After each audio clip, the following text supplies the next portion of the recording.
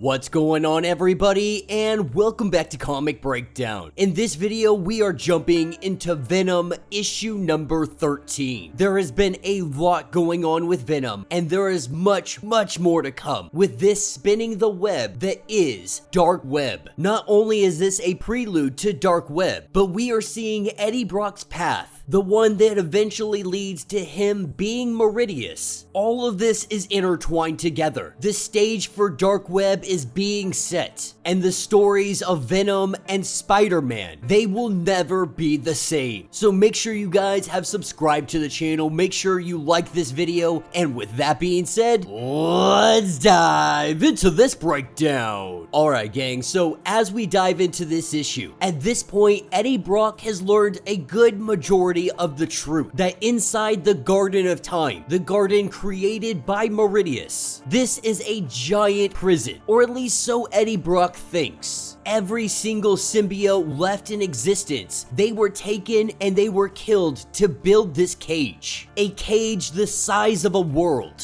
And that means if Meridius kills every single symbiote to create this prison, that means that Eddie Brock has killed every single symbiote to build this prison for himself. With every King in Black here in this prison, he knows that this is something he can no longer change. A fate that he can no longer escape. Learning this after he watched Bedlam, a version of Eddie Brock, stab Dylan Brock right through the chest. This is where we have a conversation between Wild and Eddie Brock. And Wild is the version of Eddie Brock that eventually becomes after Bedlam. After all that anger cools down inside of Venom, he transforms into what comes next. So for those that are maybe a little bit confused on this conversation and on who is who, we will call this current version of Eddie Brock, Eddie Brock. Any future version of himself, we will refer to them by what their name is. So this purple symbiote, being Eddie Brock, is Wild. He will eventually turn into Tyro, and Tyro will eventually become Meridius. But Wild has come to Eddie Brock to apologize. Wild is more of a joke-making version of Eddie Brock, no longer being filled with anger. After Wild had transformed into what he is now from Bedlam, he tries to see the funny in life. He tries to see the humor in everything. Coming to Eddie Brock and letting him know that he wants to apologize. Eddie, in a fit of rage, he starts punching. He is livid right now because he just watched his son get impaled by Bedlam, with Wild letting him know to get this out of your system. For Eddie, this is very hard because Wild was Bedlam, which means Wild is the one that stabbed his son. And Wild tries to say that at the time it made sense. But for Wild, this is in his past. For Eddie Brock, this is his future. Eddie Brock talks like he is very upset. The truth is, he is going to stab his son anyway. This is where we see Bedlam begin to arise inside of Eddie Brock, becoming the next version of what he is. He stops himself and he is able to get it under control. Get it under control before he fully turns over. And Wild lets him know that Dylan is still alive.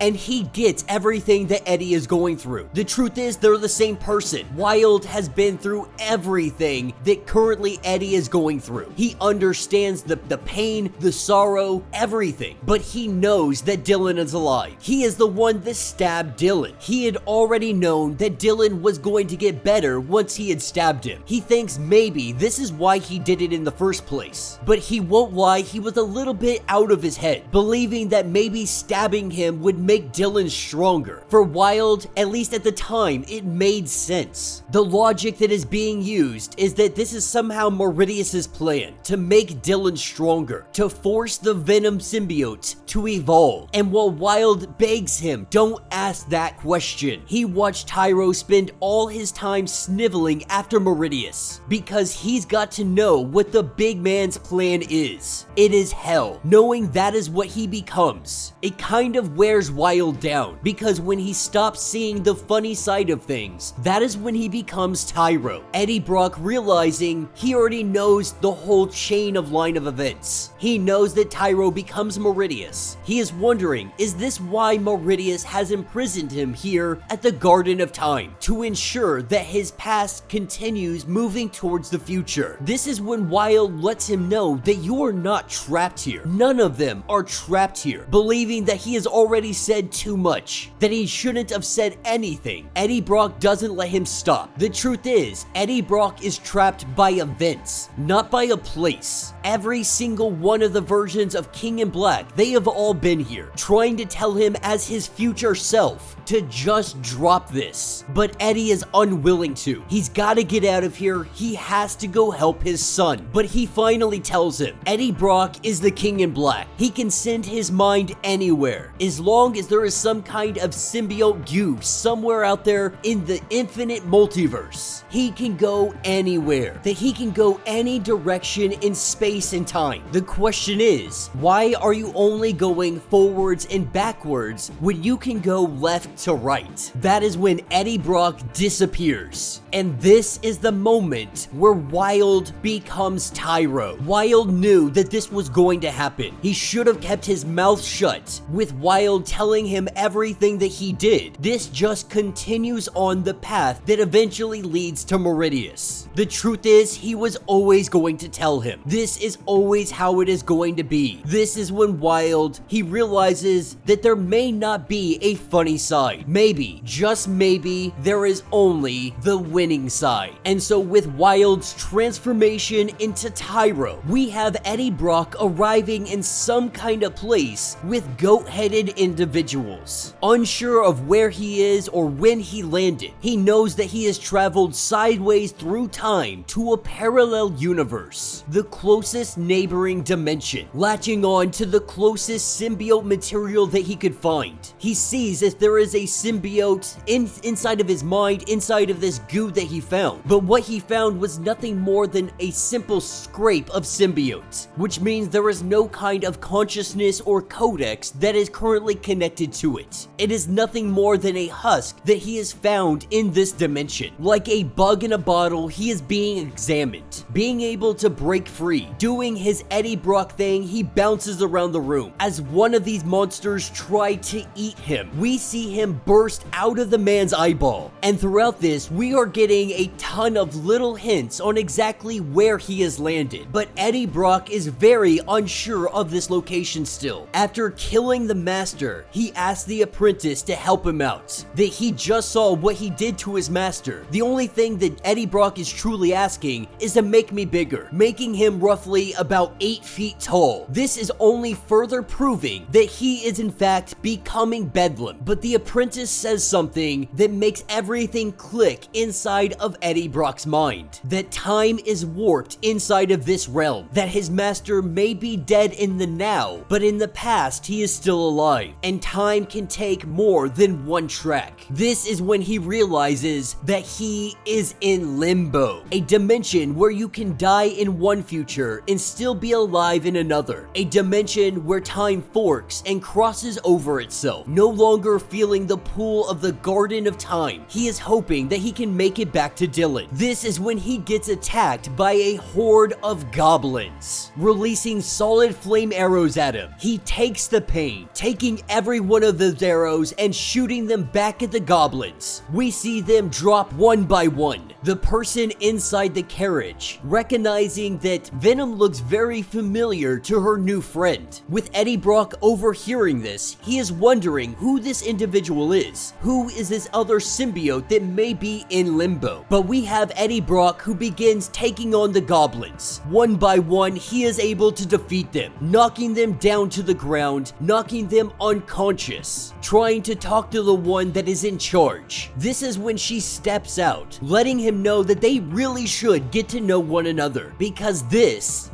is Madelyne Pryor, the Goblin Queen of Limbo, believing that he may have something in common with a new friend of hers. She believes that they can all help each other. Alright gang, so this story is starting us off in spring, as we pick up with Ben Reilly and Janine. We have seen that Ben has been very busy, breaking into Beyond Corporation little safe houses that they have all over the place. And he has been stealing all kinds of equipment, all kinds of crazy tech, stuff that he doesn't even fully understand. He wants all of his memories back, and he is going to do whatever it takes takes to get there. This is when Janine lets him know that they should probably talk, because she doesn't know where this ends. She doesn't know where any of this stops. She is slowly starting to see him become the villain. She is not sure if this is a path that she wants to go down. But for Ben, this is just too unbearable. He doesn't know who he is. Apart from waking up in the Jackal's lab, he has no memories prior to that. He knows that this equipment has something to do with it. And so he is not stopping until he knows exactly who he is. That is what takes us to Grand Central Station. Janine sitting down having some food. That is when the cook comes over, saying that he is the owner of the place, having a seat, having a conversation, talking to her and letting her know that things aren't as bad as they may seem. He can tell that she looks down. He can tell that she is going through it. While they sit here, they have this conversation. We learn very quickly that he has ulterior motives. He came here to distract her, to make sure that she stayed because they called the police. He recognized exactly who she is. Janine Godby broke out of prison a few months back. He called the cops to ensure that she went back to prison. And so, in a fit of rage and an attempt to escape, she stabs the guy with a fork, she breaks his leg, and she hightails it out of here. This is solidifying her decision to stay with Ben, to help him at whatever cost, to do whatever is necessary. This is where their work begins. That is what takes us to summer. As Ben makes his way through the city, this is when we see a very familiar face. The same man that has been bugging Peter Parker for a long time. This is the debt collector, the man that has been trying to get money from Peter Parker. Ben tries to let him know that you have the wrong guy. So it's giving us a little idea of the time frame that we're looking at. Because if you guys remember and you go back, read The Amazing Spider-Man, what you'll see is that that guy randomly disappeared. But that is where we pick back up with Janine and Chasm having somebody's skin. According to Beyond's manifest, it is decades old. Whatever it is, it's some kind of key to this thing's ignition. Whatever they are making, whatever they are creating, it appears to be some kind of gateway. As they turn it on, that is when we are taken to Madelyne Pryor. As she sits here in limbo, all the voices saying imposter, clone, an empty husk. We see from behind her, Ben Reilly show up. In this place, you cannot hide from your demons. But they also learn that the two of them have a lot in common. Their demons, they relatively say the same thing. And we see as the two demons for each of them get closer together, the demons start ripping each other apart. The two of them being together, you really could say, quiets their demons. No longer focused on calling them names. They are too focused on ripping each other apart, making their introductions. We see Ben bite into a piece of fruit. As they give very brief backstories into each and what they plan to do, they see that they have a lot in common and that their work together, it is going to change everything. This is when we pick up in fall. They are currently discussing an attack in New York, and Madelyne Pryor, she is a little bit hesitant because that is going to bring a lot of attention. But the both of them, they want the same thing. Both of their lives had been stolen. Both of them know who the thieves are, but she does know that if she does this, Limbo that was given to her, this would be like biting the hand that feeds. But she also knows that it wasn't necessarily given out of kindness. This whole time, Janine has been struggling. As they step outside, Janine and Madelyne Pryor have a discussion because Janine has been feeling very powerless. You know, Ben Reilly is Chasm. Madelyne Pryor is the queen of Limbo. But what is Janine? She doesn't have any power. She feels naked. She feels helpless, having no weapons at her disposal. At this point, she can see herself as nothing more than a liability. This is when Madelyne Pryor, she pulls out a finger from a box, from a bastard demon, a way to give her some kind of abilities. With Janine agreeing to do this, taking that finger and plunging it into her chest, she tells her that she sees her. Elizabeth Tyne, Janine Godby, Sarah Porter, and Mary Bailey. They made her wear many masks. and she chose none of them. But now, she can choose any of them, getting a mask to curse them, a mask to make them bleed, a mask to splinter bone. If they insist on seeing her as a monster, then she will become a monster of her choosing, and we see the creation of Hallows Eve. That is what takes us to winter, with Ben Reilly making his way through the city yet again, only to have that debt collector come up to him. But when this debt collector goes off at the mouth, starts talking all kinds of garbage, he tells him what does it feel like to be fake Peter Parker. Ben believes that he is calling him fake Peter Parker. This sends him into a rage, slamming him down on the ground and beating him repeatedly, his body going limp and Ben carrying him through the snow. This is when he takes him to Madelyne Pryor, taking a fruit from the tree. She gives it to the debt collector, with him taking a bite out of it. We see that his soul gets trapped inside of a small ball. This is what Ben has been needing. This is what he is going to do to Peter Parker. They will trap his soul into this little ball, and then you inhale it. What she learns about the debt collector is that he was an evil man, having something in his attic and some kind of special tools. We can only assume that he was some kind of serial killer. She is able to see everything that he has done by inhaling his soul. She takes all of his memories and they are now hers. This is exactly what Ben wants to do to Peter Parker, to take his very soul and all his memories along with it. And so now they both prepare. They prepare to enact their war. She will be able to take out that which she despises. Chasm will be able to have everything that he ever wanted. With Hallows Eve by their side, the war has begun. It's Christmas time and they are window shopping, enjoying their time, enjoying everything that they are doing. That is when MJ and Peter show up, both of them laughing at him, taking his hair off of his head as if it is nothing more than a wig, teasing him, taunting him, making feel like he is just less than, even going as far to ripping his lips off, taking his eyes from his very face and taking his brain out. As he wakes up from this, finding himself back in Limbo, this was nothing more than a dream. It was nothing more than his worst nightmares. With Madelyne Pryor letting him know that emotion has power here. Pain and regret are currency, while she has focused all of hers into the Scythe of Sorrows, a symbol by which she commands the demons of Limbo. To work the magic above, she needs to focus all of Ben's hurt into energy, with Ben letting it be known that if pain is energy, then consider him full of it. As they prepare to take back everything that was stolen from them, we are jumped over to the coffee bean. December 13th, Harry Osborn's birthday. The late Harry Osborn. As everybody sits around the table, they all have drinks, they all have some laughs. We see a conversation between Peter and MJ, not understanding how the relationship has become so tethered. At least for today, they are calling a ceasefire. As Peter goes to get him and MJ both a coffee, looking out the window, that is where he sees him. That is where he sees Norman Osborn, a man who is now more reformed than he has ever been in comic books. Everyone is gathering to remember a clone of his son, a clone who died in his very arms. After everything that he has done, it's hard to see that not as anything more than a punishment. Going on to say that Ben Reilly, the clone of Peter Parker, also died in his arms, in Peter's arms, something that Norman had orchestrated. Peter reminding him that he is a different man now, that it's okay to be sad. Harry is gone. No matter what, he simply misses his son, whether he was a clone or not. He says that it was very nice to have him around again. As Norman walks off, we are taken back over to Ben and Madeline, saying that they are going to need some help if they are about to do everything that they intend to do. Even with the enlistment of Hallows Eve, they are gonna need something better, because what she wants is in Krakoa's New York base. By agreement, she is forbidden from ever entering within it, at least with ill intent. As they walk into this room, that is where we see Eddie Brock.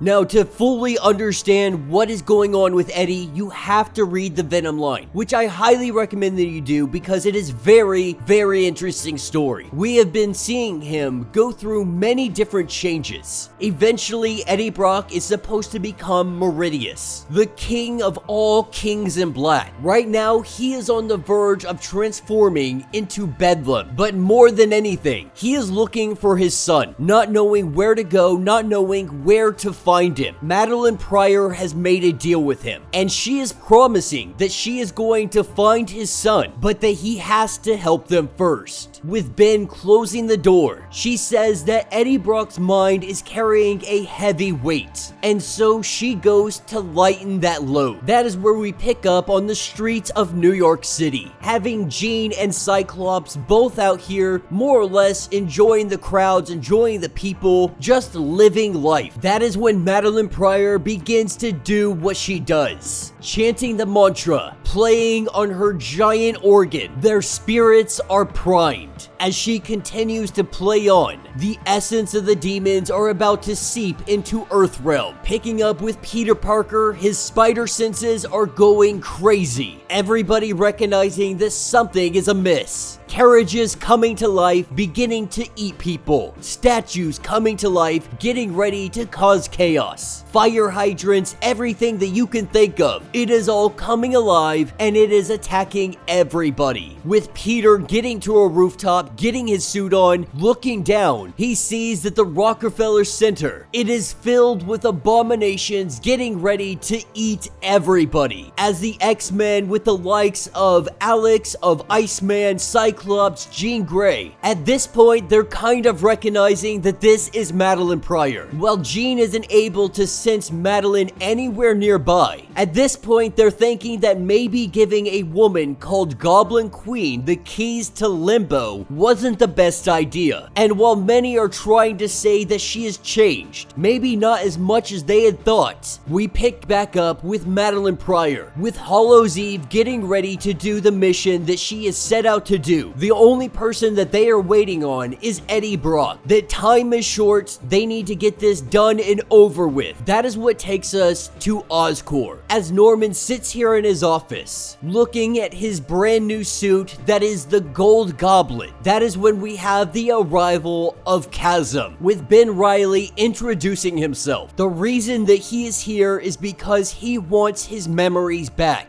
Some of those memories belong to Peter, some of those belong to Ben, but he lost all of Peter's memories, and Peter won't give them back, believing that some of those memories are very important, not even being able to keep all of his memories. The ones that are left over are mostly bad. The ones that tend to make the biggest impressions, they surround Norman Osborn. As he calls the gold glider over to him, Ben is able to get the jump on him before the glider is able to come off the wall. Norman pressing a button, this is when the glider comes directly towards Ben, and we see Norman Osborn fully suited up, and he's ready to dance. What Norman did not know is that Ben was posing as Peter at one point in time, was able to get to the gear of Norman Osborn. He tampered with it. He put explosives in it. So when the glider detonates, Ben Reilly starts laying down the haymakers, just beating the living crap out of Osborn. Madelyne Pryor still having issues with Eddie Brock because she did something to him. Now that he is back in New York City, they can smell him. Now they can finally kill him. The goal was to make Eddie Brock more malleable, but she is afraid that she may have taken far too much away from him, because now Eddie Brock has one thing on his mind. Sensing that Spider-Man is around, we see Venom swing swinging through the city, and he is going off to eat Spider-Man's brain. Alright gang, so as we dive into part 2 of Dark Web, we are in the midst of New York City. Right now, we have everything that is coming alive, from gargoyles to baby strollers. This is all because of Madelyne Pryor, as baby strollers are trying to eat babies, gargoyles taunting and teasing people. That is where we have the arrival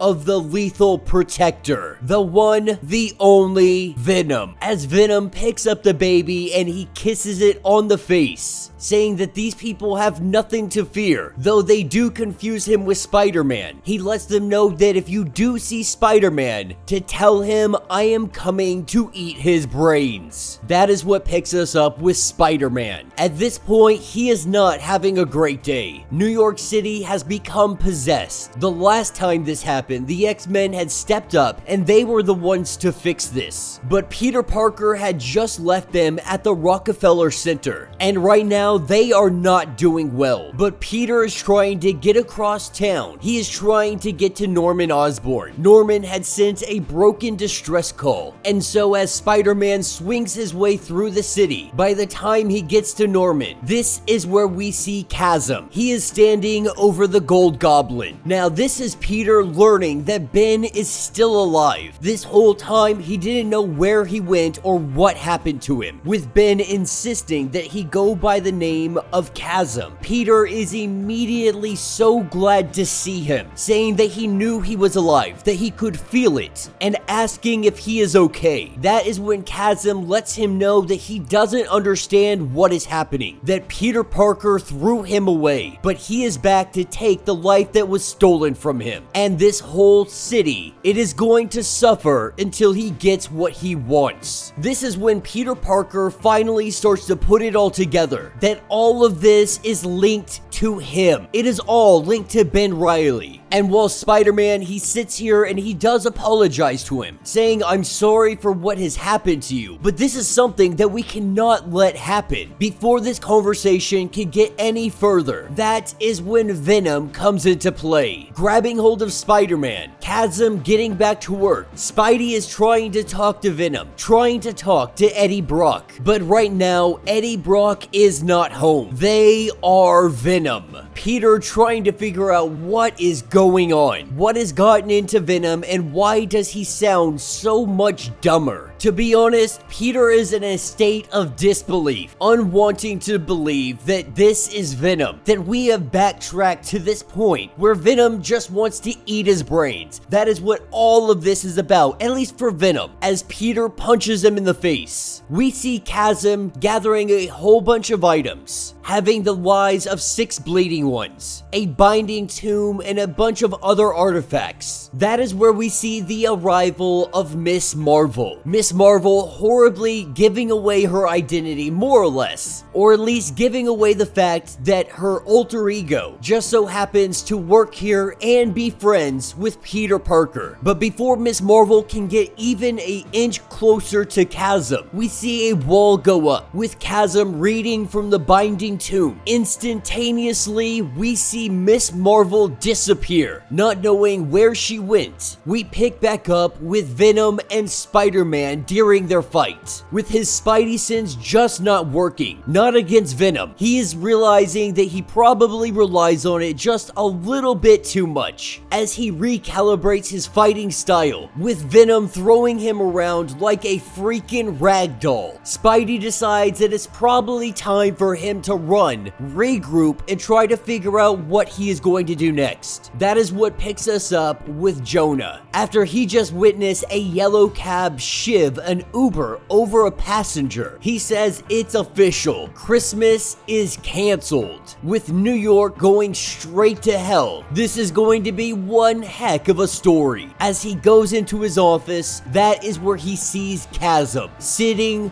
waiting, with Spider-Man swinging through the city, grabbing hold of a lighter and magazine magazine. He gets enough of a lead on Venom. Taking the opportunity, he lights that on fire. Not really sure what is going on with Eddie, but all of the same tactics, they still work the same. This gives him the opportunity to lay one right across Eddie's face. Peter does recognize that Eddie looks very odd. He almost looks plastic. Not even sure if there is a human being underneath there, or just a bad memory. That is where Madelyne Pryor shows her face, with Spider-Man recognizing that she looks so very identical to Jean Grey. But Madeline does stop him before he is able to say Jean's name, saying that if he does say her name, she would have to take his mouth. She tells him to forget that they were here, that they are doing secret work, and that work requires Eddie Brock. Spider-Man letting her know that you can't take Eddie. He is quite unhinged. He is literally out here trying to eat brains. And while she will agree with him that he has become very unhinged, there are bigger things at play. He has bigger things to worry about. That is where we see the return of Chasm. Now that he is upgraded, having a new power set. Now that he has finished what jobs and chores he planned to do, what comes next is Chasm versus Spider-Man. Have Jean Grey, Cyclops, and Magic. They are currently doing their holiday shopping. All of them heard the magical organ sound. They know what this might have been. Jean Grey picking up the disturbances all across the city. Magic is trying to let Scott know that Maddie has truly changed, that she got to know her, that there is no way this time could be as bad as last time. But as they get closer to the Rockefeller Center, they see buses, they see cabs, they see everything that is an inanimate object coming to life. Jean Grey calling in the X-Men team. Magic says that there is a bright side, and that is that the treehouse is not under attack. The Goblin Queen is magically bound from attacking Krakoa in any way, shape, or form. That is exactly why she has enlisted the help of Chasm. And so as these three, they jump into the fray. This is where we see the one and only Forge. He is currently engaging in the streets of New York City, using his newly crafted weapon. This weapon is kind of like a vine shooter. It is a fast-acting Krakoan vine mixed together with a solution. So when he shoots these objects, the vines grow so quickly when it is exposed to oxygen. The vines entangling whatever it is he shoots it at and planting it into the ground. This doesn't necessarily kill them, but it makes them inoperable. Picking back up with Jean, Scott, and Magic. Right now, they are simply playing defense. They know that they need to go to Limbo, that they need to play offensively, with Cyclops letting Iceman and Firestar know to not let New York City go to hell, that it will be their job to ensure that they protect as many people as possible. And so as they go off to Limbo, grabbing Havoc along the way, that is where we see Firestar. We see Iceman burning and freezing anything that attempts to eat human beings. What we see is the tree at the Rockefeller Center come to life. Coming to life, it goes to eat all those that are running, all those that are still ice skating. But we are talking about the heavy hitters of Iceman and Firestar. With Firestar hitting this tree, we see Spider-Man come swinging in, grabbing the tree before it accidentally falls on some people. The three of them together, they start to get to work, saving people and doing all they can to take down this monstrosity. As Iceman goes to freeze it in place, one of its giant branch arms comes and swipes at all three of them,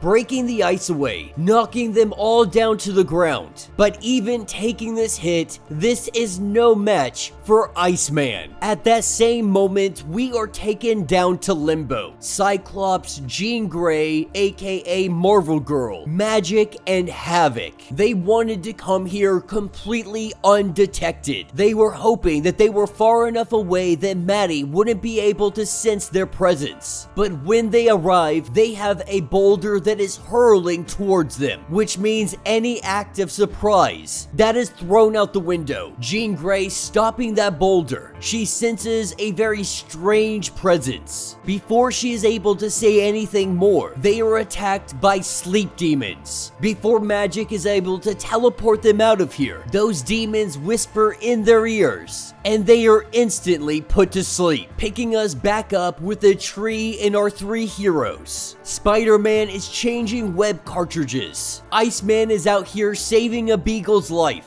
And Iceman, he is ready to take the gloves off. They wanted to try to save the tree to save Christmas, but he believes that they are probably better off just writing this off as a loss, with the tree being fully set ablaze by Firestar. That is when Iceman comes into play, bringing everything down to absolute zero. We see a giant ice sculpture created, the tree encapsulated with inside. This ice is so solid, it was flash frozen, and this thing will not defrost until March of next year. Many of the citizens, they are booing our heroes. Iceman a little upset, saying that you can't boo us. You guys love when Tim Burton does stuff like this. But many children, many people, they saw the tree literally eat Santa. Spider-Man going on to say that Santa's a mutant, so the X-Men are gonna resurrect him. At this point, Spider-Man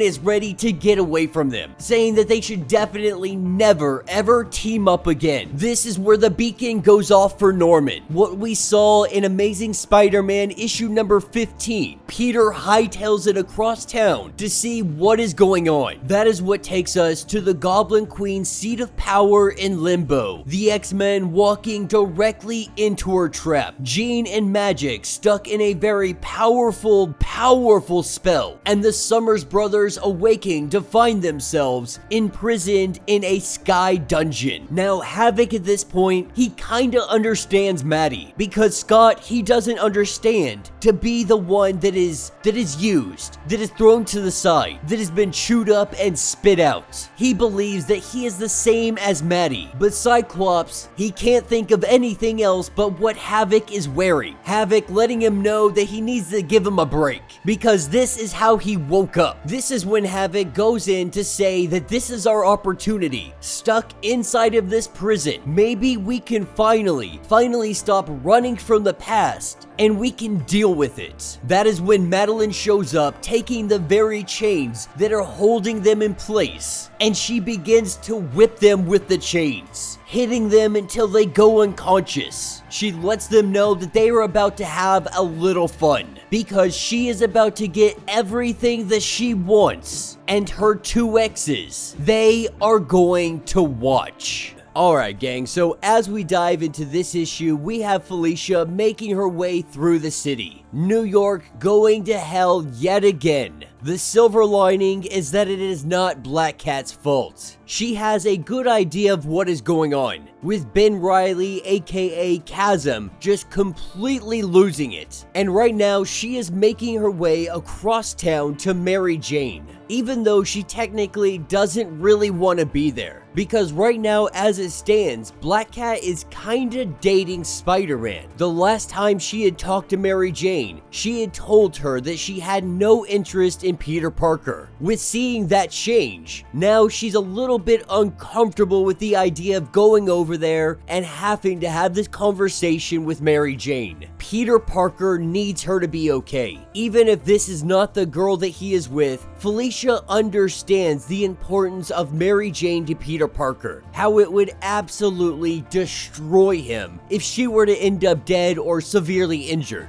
But when Felicia shows up to Mary Jane's apartment, what she sees is Mary Jane's appliances have come to life, but that is not the crazy part. The crazy part is that Mary Jane has superpowers. And so as MJ fights off all of her appliances, toasters, blenders, and everything in between, once the fight is over, Mary Jane looks over her shoulder to find Black Cat. Now, obviously, Mary Jane wants to keep this a secret. We can assume this because so far she has told nobody about it. With Felicia learning this information, she lets Black Cat know that you saw nothing. Before they can really get into a discussion about this, we have the water tower that was on top of her building. It has come to life, it has grabbed hold of Mary Jane, and it is taking her outside the apartment. That is when Felicia tells Paul and the children to go downstairs and go to the basement, to hide out there and wait for it to be over, with Black Cat getting in communication with Tony Stark.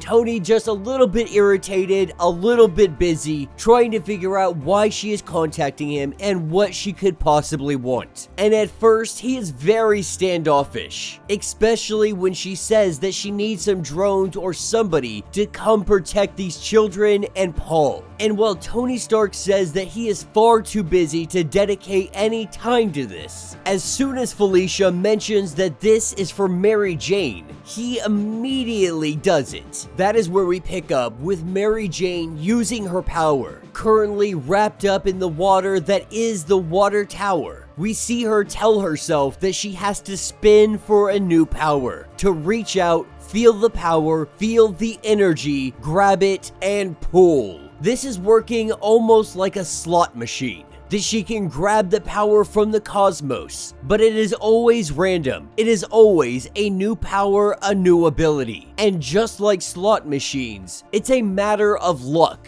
One minute, you could have the power of Jean Grey. The next minute, you could have the power of Toad. But with Felicia catching up to them, the two of them taking on the water tower, it doesn't take them long to be able to take down this gigantic beast. Mary Jane having flaming angel wings, wielding a flaming sword. You could truly say that she has leveled up. And so with the monster defeated, Mary Jane and Felicia, they do a quick catch up, filling in Mary Jane on everything that is currently ongoing. Obviously, Felicia's not gonna drop the fact that Mary Jane has superpowers. She tries to let her know that it's none of her business, that she doesn't want to talk about it, but Black Cat is unwilling to give up. This is a huge revelation, but moreover, Mary Jane wants to make sure that Peter Parker doesn't know about this. So far, she has been able to keep this information from him, not wanting to let him know, not wanting to think that it's any of his business, especially with her moving on with Paul, so on and so forth. This is when we see a portal open up.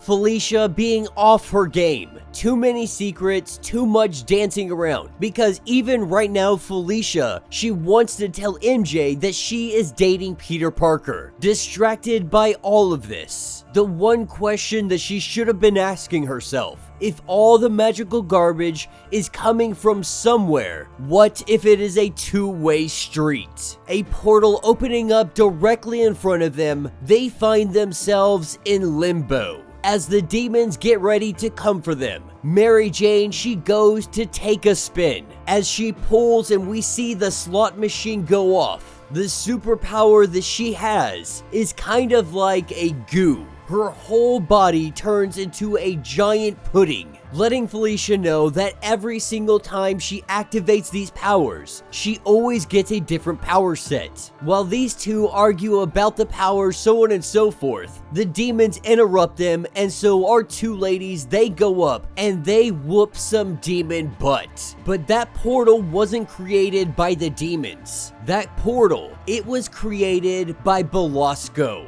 The intention was not to kidnap the two of them. Belasco would like the help from a thief. Who better to do it than the one and only Black Cat? Alright gang, so as we dive into this issue, we are picking up with Norman Osborn and Spider-Man. Except Osborn, he is looking a lot like he did back in the day. As we see him as the OG Green Goblin, we have Spider-Man who is waking up after the glider had impaled him, but he realizes that there's no blood, that there is nothing inside of him. This appears to be some kind of dream. Having Chasm off to the side, Norman wakes up. He wakes up to find Liz. Norman immediately asking if the kids are alright, trying to check on his grandchildren, trying to ensure that they are safe in all of this chaos. Now, they are currently safe with her stepbrother, but the reason she is here is to check on Norman. With the city being thrown into chaos, she wanted to make sure that he was okay, because the children, they have already lost a father. She doesn't want them losing a grandfather as well. Norman obviously wanting to get back out there, wanting to help whatever way he can. And so with Liz being able to convince Norman that he needs to come back with them, at the very least ensure that they can get back to safety, we are picking up in the hospital. We are picking up with Jack-o'-lantern. He has been beaten to a pulp, suffering some very serious head trauma, a linear skull fracture. But lucky for him, he has no internal bleeding. While he is not severely injured, while he sits here in this hospital, we can see him really brooding, really upset to find himself in this state. It looks like he is gonna go get some payback. That is what picks us up with Norman. As they make their way across the city, we see Norman accidentally crash. In all the chaos, he goes off the road and runs into a tree. That is because a puppy had stepped into the road. But this puppy, Norman recognizes as his own. The puppy that he had killed as a child. Norman had clubbed this puppy to death when he was only 7 years old. Not sure if this is a side effect of Limbo or some kind of guilt, or maybe just a little bit of both. But this pup is just laying into him, letting him know that you killed me. You clubbed me to death when you were merely a child. Now, the reason that Norman did this is because they didn't have enough food growing up. Norman knew that his father may very well eat the freaking dog. And so Norman put the dog out of his misery, made sure that it wouldn't become dinner. He tries to justify his actions. He tries to tell the puppy that it was really for the good. It was for the best. But that is when Liz interrupts him. The puppy gone and them saying that they gotta get out of here. They still have 6 blocks that they need to go. And so they pack up and they head out. It doesn't take them long to get to Alchemax. Everybody is here safe inside the panic room that they had built on the executive floor. While Norman sits on the rooftop, this is where Dr. Kafka comes out. Norman saying he is happy to see her, especially after everything that happened with all the Beyond stuff. With the doctor going on to say that she really just wanted to help Ben Reilly, but the cracks started to show. But really what Norman wants to talk about is his own sins. Yes, the sins may be cleared out. The Sin Eater took them all away, but the memories still linger. The guilt he feels on his heart, it is there every single day. And Chasm told him what had happened to him. Ben Reilly had his memories more or less taken away. They were removed. With Norman looking into it, this is what is called memo surgeries. The doctor and Beyond had developed it. What Norman is saying is that he is interested in these memory removals. Now, the good doctor's letting him know that those memories, having them removed from Ben, it turned him into a hole of hate. But Norman does believe that they can perfect this. And even more, he is willing to offer himself up as a guinea pig, because he no longer is seeking atonement. These memories, this guilt, it is weighing on him so very heavily. He is not sure how much he can take. This is when the doctor does ask him a question. Did you ever wonder what happened to your sins? And this is where we see Queen Goblin.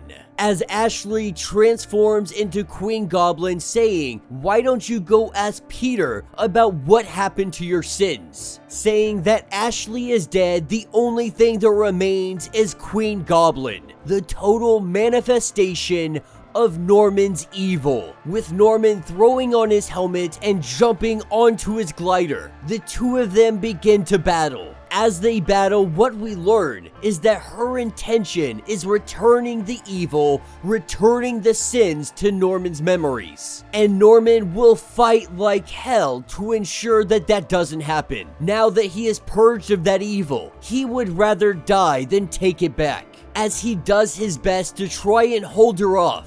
This is where we feel something pulling at him. This something is all the people that he has ever harmed. A literal manifestation of his guilt weighing him down, pulling him down to the ground. He crash lands, his glider breaking into pieces. Getting up to his feet, beaten and broken again. He looks around for Queen Goblin, but he does not see her. That is when he pulls out his phone. He calls Peter Parker and he asks him what the heck is going on. But getting back to his laboratory, he knows that he has to find her before she finds him. That he has to destroy her along with all of his sins. Being just completely fed up with goblins. In his office, this is where he sees Gwen Stacy as she taunts him, as she messes with him, reminds him of the guilt that he has done. He screams at her to leave him alone, and we see Gwen disappear. A moment of silence, Norman takes the opportunity to go to sleep.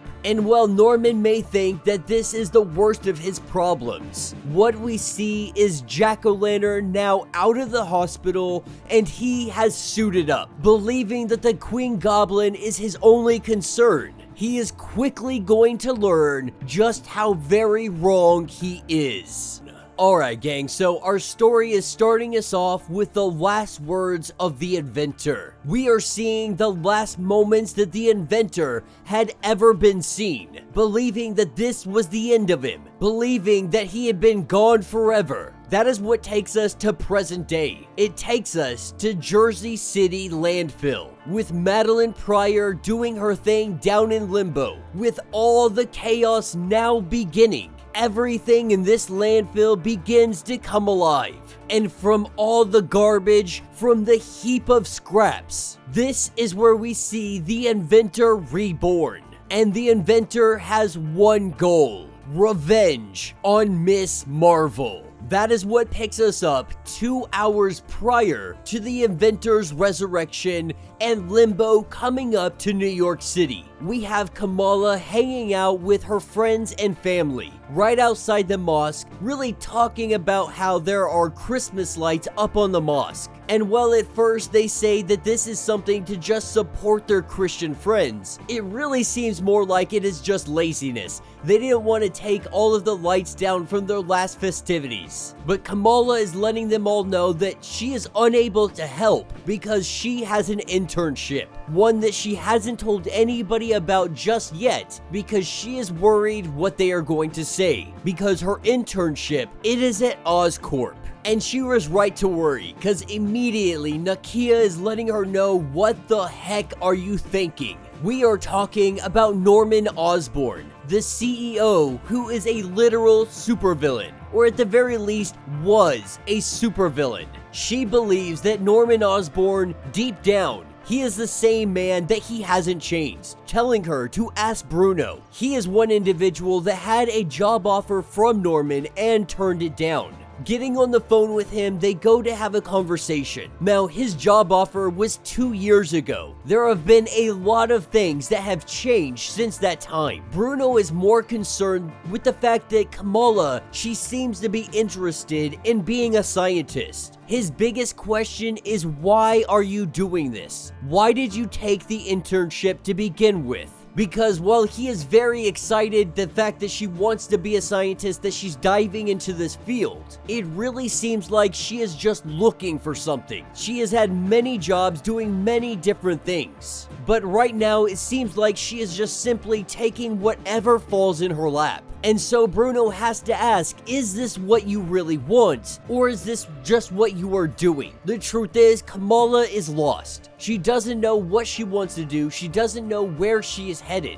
Outside of being Miss Marvel, she doesn't really know who Kamala is or what Kamala wants. But nonetheless, she's going to continue to do her job, heading over to Oscorp. That is where she has a partner that is Arjun, The two of them working together, working as lab partners. As the two of them sit here and do their work, Arjun decides that he's going to try and ask her out on a date. Inviting her out, Kamala wants to make sure that he knows this is something just as friends. With Arjun getting friend-zoned, he has to ask, is this because I am Hindu and your family is Muslim? And before Kamala can even answer that question, everything in the laboratory begins to come to life. Madelyne Pryor has had Limbo come to Earth. Now, she doesn't know this yet. Kamala has yet to figure this out. All she knows is everything is online. From the robots that they are creating to everything else inside this facility. It has come to life and it is attacking. Arjun being knocked out. Kamala grabs hold of him and gets him to safety. When he wakes up, what he sees is only Miss Marvel, telling Arjun to get to safety. That is when Kamala jumps into action. One by one, she starts taking down the machinery, taking down everything that has come to life. It doesn't take her long to dismantle all the robots inside of this place. Unfortunately for them, that is not the only things coming to life. That is where we have Arjun, who is running for dear life from toilets that have come alive. With Miss Marvel coming in, grabbing hold of these toilets, throwing them one way and the other. Arjun asking Miss Marvel if Kamala is alright. Miss Marvel saying that Kamala is fine. Arjun wanting to really understand what is going on. But he is glad that Kamala is alright because they were in the middle of a conversation that they got interrupted in. So while Miss Marvel is sitting here battling against evil toilets, Miss Marvel is also really trying to stand up for Kamala. Trying to say that you guys were in the middle of a conversation, and if her family is anything like mine, then you being Hindu has nothing to do with the situation. That it is simply Kamala is not interested in dating because right now her life is a mess. She is probably lost. She probably doesn't know what direction she wants to go in. That is what takes us to the rooftop. Miss Marvel going up there to see what is going on in the city. That is where she runs into Chasm. As she goes to face off against him, we see that the inventor is also here, but he is hiding out because he is waiting for Chasm, for Madelyne Pryor, for all of Limbo to go away, hoping that eventually they'll all be gone and he can take Miss Marvel for himself. This is where we pick up with the confrontation of Miss Marvel and Chasm, giving us word for word what had happened inside of the pages of Dark Web, with Miss Marvel unable to even get close to Chasm because there is some kind of force field. Before Miss Marvel can figure out how to get to him, there is a portal that opens up, with Miss Marvel falling through the portal. As she looks around, she finds herself in Limbo. Alright gang, so as we dive into Spider-Man, we are picking up with Peter Parker and Ben Reilly. This is taking us back to Amazing Spider-Man number 894. This is when Ben Reilly fell into the psycho-reactive goo. Now, Ben Reilly doesn't have his memories, so the way that he is remembering things, it's not how it actually went down. The way he sees it, Peter Parker is responsible for his memories being gone. He is responsible for being pushed into the psychoactive goo, not falling into it like we all know he actually did. This is where Spider-Man, he is telling Chasm that that's not how he remembers things going down. Peter is recognizing that Ben is just messed up. With his memories being destroyed, he is creating his own story of what happened. But at this point, Spidey, he really doesn't care. Chasm has been causing all kinds of trouble over the city, and Spider-Man is ready to bring it to an end. And so we see the two of them, they begin their fight. Spider-Man getting the upper hand, because Ben not having memory, which means Spider-Man, this gives him the upper hand. He has the experience, he has the tactics, facing all kinds of different villains and different foes. But this is where Chasm knows that he has a trick up his sleeve as well. That his Spidey sense, it has been acting a little bit weird lately. His spider sense, it has started playing offense after he was dropped into that psycho-reactive goo. This is where we see Chasm create a battle axe using his webbing. But of course, that is not enough to slow down Spider-Man. As they continue their battle, we pick up at Uptown. We are taken to the X-Men's treehouse. Madelyne Pryor, Hallows Eve, and Venom stand outside the gates, with Madelyne Pryor not being able to go inside. That is where Venom comes into play, with Hallows Eve putting on her mask, becoming Frankenstein. She is escorting Venom into the treehouse. Really, what she does is gives him a giant kick and sends him flying into the tree. But Venom is just the diversion. What needs to be done is going to be done by Hallows Eve. There is something in the treehouse that she must get, taking us back over to Peter Parker and Ben Reilly going at it. The two of them fighting one another. That is when Chasm pulls out a little golden orb,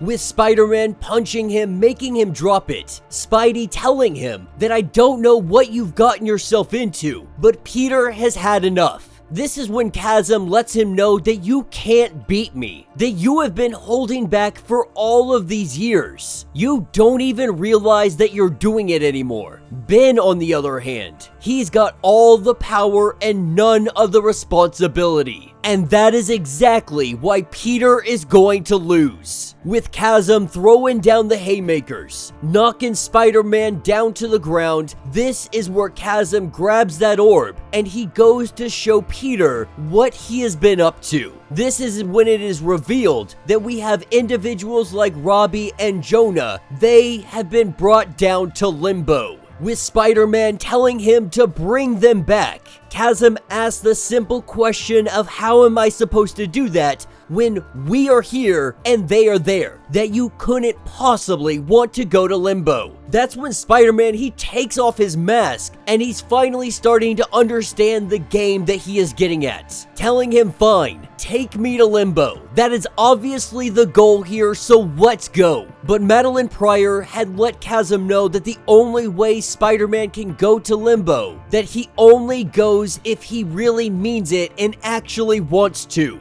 That is where the tentacles begin to come from Limbo. They grab hold of Peter Parker and they bring him down. That was the bait. Peter Parker had to want to go to Limbo for this manifestation to come up. These tentacles grab hold of him and bring him down. But Chasm lets him know that he will be down there in Limbo soon enough, taking a couple of moments to just enjoy his victory. Enjoy how fantastic of a day it has been. We pick up with Peter Parker in Limbo.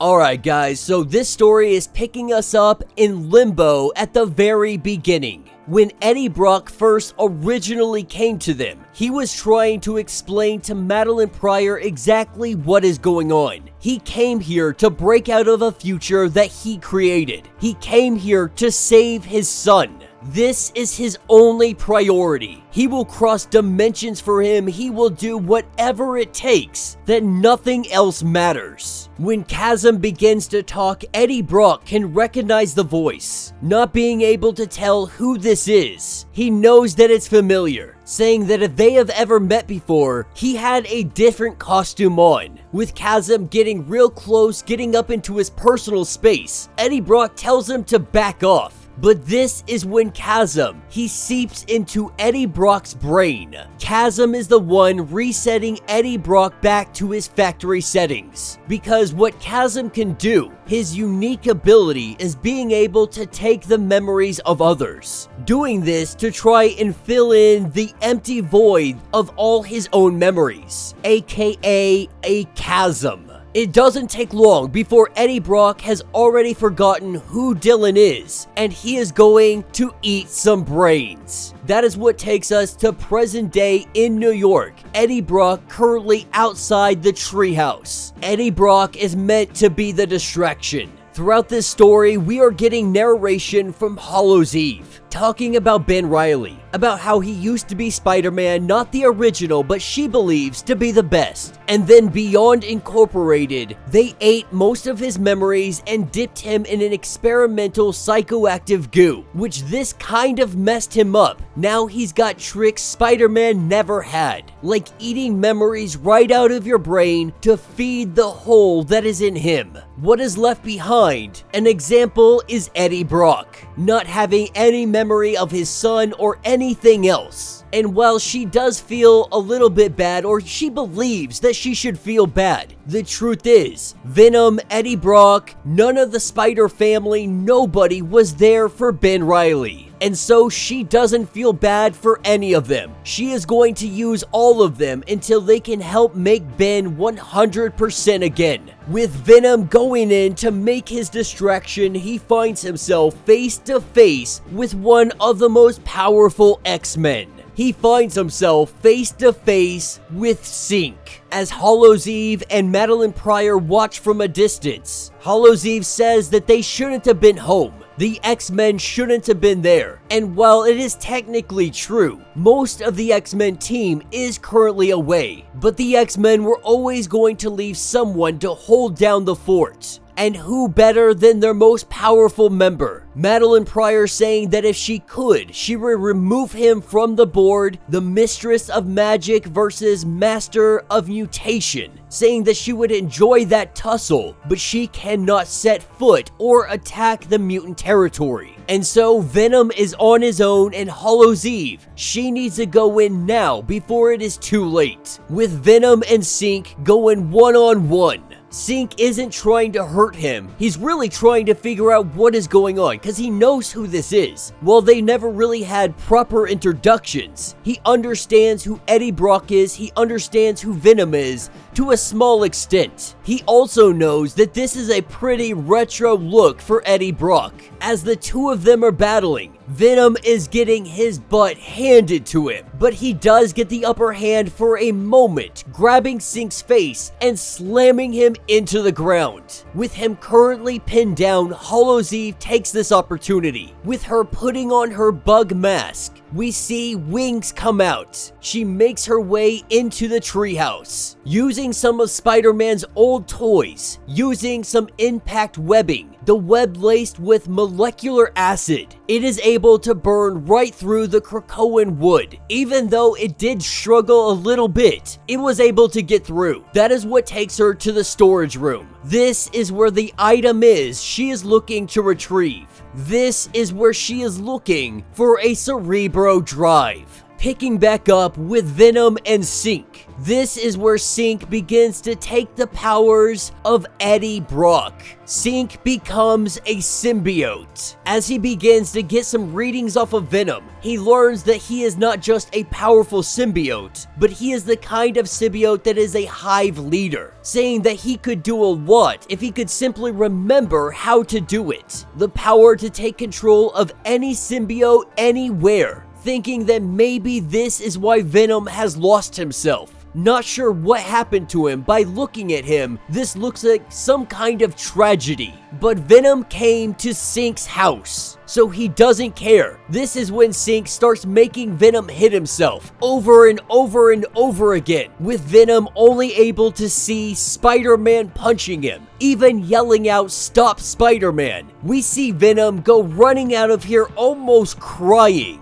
That is when Synch gets in communication with the rest of the X-Men, letting them know that they had multiple visitors. We have Hallows Eve that is returning to Madelyne Pryor with the Cerebro drive, the portable storage for up to 10 mutant minds. And Madelyne Pryor has use for the X-Men memories, now officially having what she wants from the X-Men clubhouse. That is where we pick up with Venom running through the streets. This is where we see his transformation begin. He has been trying to avoid this for so very long. He knew that this might be inevitable, and here it is. He is transforming into Bedlam. He is becoming the monster that he saw kill Dylan Brock. Everything that he was trying to prevent, it has come to fruition. He is transforming into the monster, and unlucky for Dylan Brock, he has just shown up, suited up as his version of Venom. Madelyne Pryor's dreams that always start out just so very happy, with Madeline on the beach, playing in the sand with her young son Nathan. But this dream state, it never holds. No matter where the dream takes place, she always loses Nathan. And when she wakes up, she still has her living nightmare that she has to look forward to. This is partially why she has been holding on to this grudge for so very long. What she truly wants, it is always out of her grasp. That is what takes us near the treehouse with Forge, currently saving a man from being eaten by a hot dog stand. This is when Forge starts telling everybody to get inside the treehouse. It is currently the one safe location that is nearby. As everybody runs, we have Sync, who is guiding everybody into the gateway, taking us back down into Limbo, with Madelyne Pryor looking at the Cerebro Drive. She is currently using her magic to attempt to open up one of these drives. The drive that could hold any number of devastating secrets about a number of mutants. Being able to open it up, this is where she begins to access the Cerebro backup of Jean Grey. She wants to be taken to the first day that Jean Grey ever held Nathan for the very first time.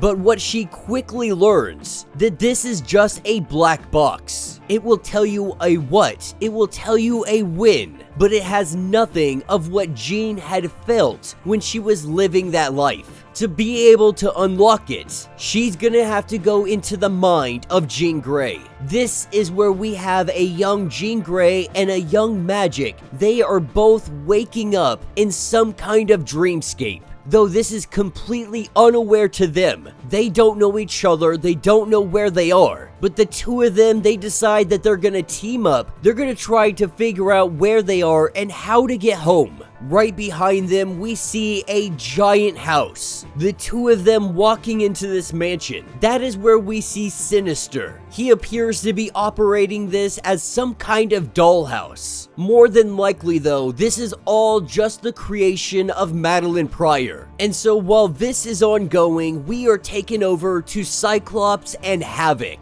Maddie has removed Cyclops' visor, and she has strung puppies in front of him, so if he opens up his eyes, he will obliterate these little guys. And Havoc, he has been magically paralyzed. With Maddie coming into the room, Havoc really is just trying to connect with her. He realizes that she is in pain, that she is lashing out. He can tell by being in this goblin gown that he is in. He can tell that she is angry, and probably rightfully so. With Havoc going on to say that he has been talking a great deal about his relationship with his brother, everything that happened with him and Maddie, all of it. He has been talking to a therapist. And this actually shocks Madelyne Pryor, not believing that he actually went to therapy. What Havoc wants to do is he wants to help her. And Madeline lets him know that she doesn't need his help, and plus, this is the X-Men, which means this has to be some kind of trap. This is when Havoc lets us know that he is quitting the X-Men.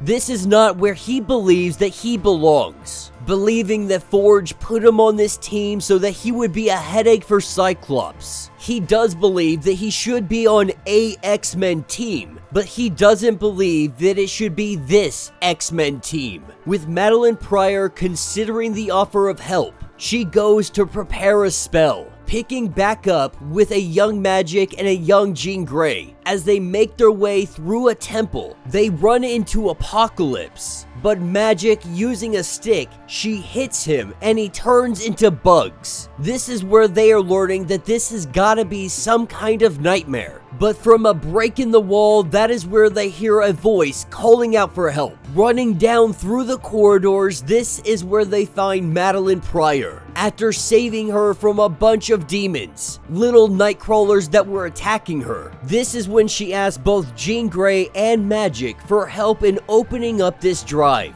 With Madeline playing her games, we pick back up with Havoc and Cyclops. Cyclops saying that it was a great idea to lie to Madeline, let her think that you are quitting the X-Men, maybe we can get her on your side. But this is when Havoc lets us know that he wasn't lying. He truly believes that he doesn't belong here, that he believes he belongs somewhere where he is needed. Now Scott does let him know that Forge didn't throw him on this team to embarrass him, but he wanted Scott to really fix their relationship. And he really realizes at this point he's probably failed at that. But Havoc lets him know that they're good, that he's been an X-Men, he's been an Avenger, he has been both good and bad. He wants to use all of this for good. This is where Scott tries to communicate with Jean. You know, Cyclops has been waiting this whole time for Jean Grey to come in and rescue them, not even thinking that maybe they need the rescuing.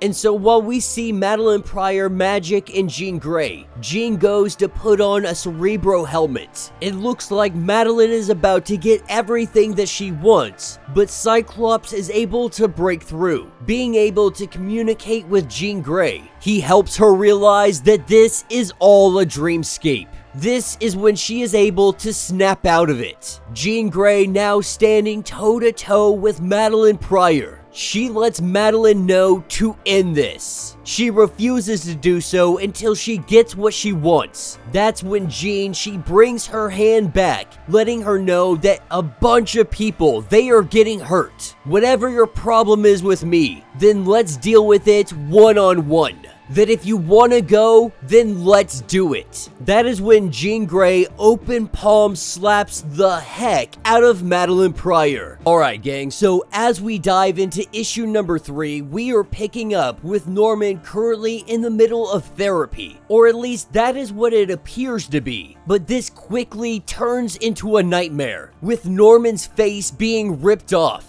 We learn that the therapist is in fact the Queen Goblin, ripping his face off, exposing the Green Goblin, as Queen Goblin exposes Norman to be the Green Goblin, the persona that he tries to hide away. Really simply a metaphor for saying that he will never escape the sins of his past. But with Norman waking up from this nightmare, sleep for him has been very rough ever since the Sin Eater, especially after his encounter with Queen Goblin. And then to add everything on top of this, you have Ben Reilly, Chasm, and then everything going on with Limbo. And Norman had sought the help of Dr. Ashley Kafka, thinking that she could help him with all of the void in the memories of every terrible thing that he has done, all of them constantly replaying inside of his brain. The irony of it all is that Dr. Ashley, she is turned into the manifestation of Norman's sins, now going by the name of Queen Goblin.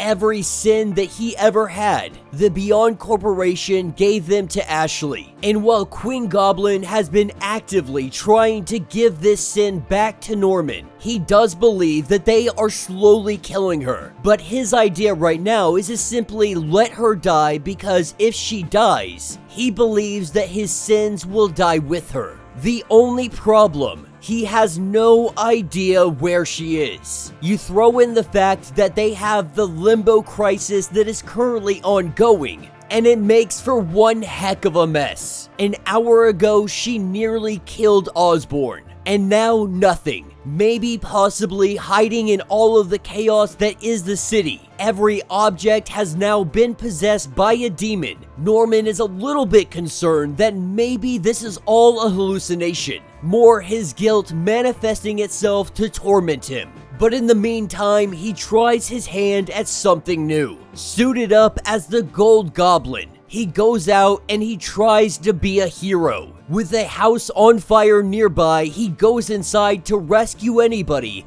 only to find that children are being attacked by their own stuffed animals. Demons possessing these stuffed animals and attacking anybody in sight. Norman gets to work trying to take these guys down. His suit made of 24 karat gold. The melting point is 1900 degrees Fahrenheit. This means that his suit is more than capable of handling the flames. With Norman saving the day, he heads back in. Anytime that he steps off of this glider, he can feel that guilt return, lying right underneath the surface. In his mind, he believes that his sins must be destroyed. With a knock at the door, this is Liz, letting Norman know that it feels a little bit weird with all the chaos that is going on, that they would have a birthday party for Norm. But Norman doesn't want Normie to celebrate his birthday in a panic room. And so as all of the guests arrive, that is where we see Spider-Man.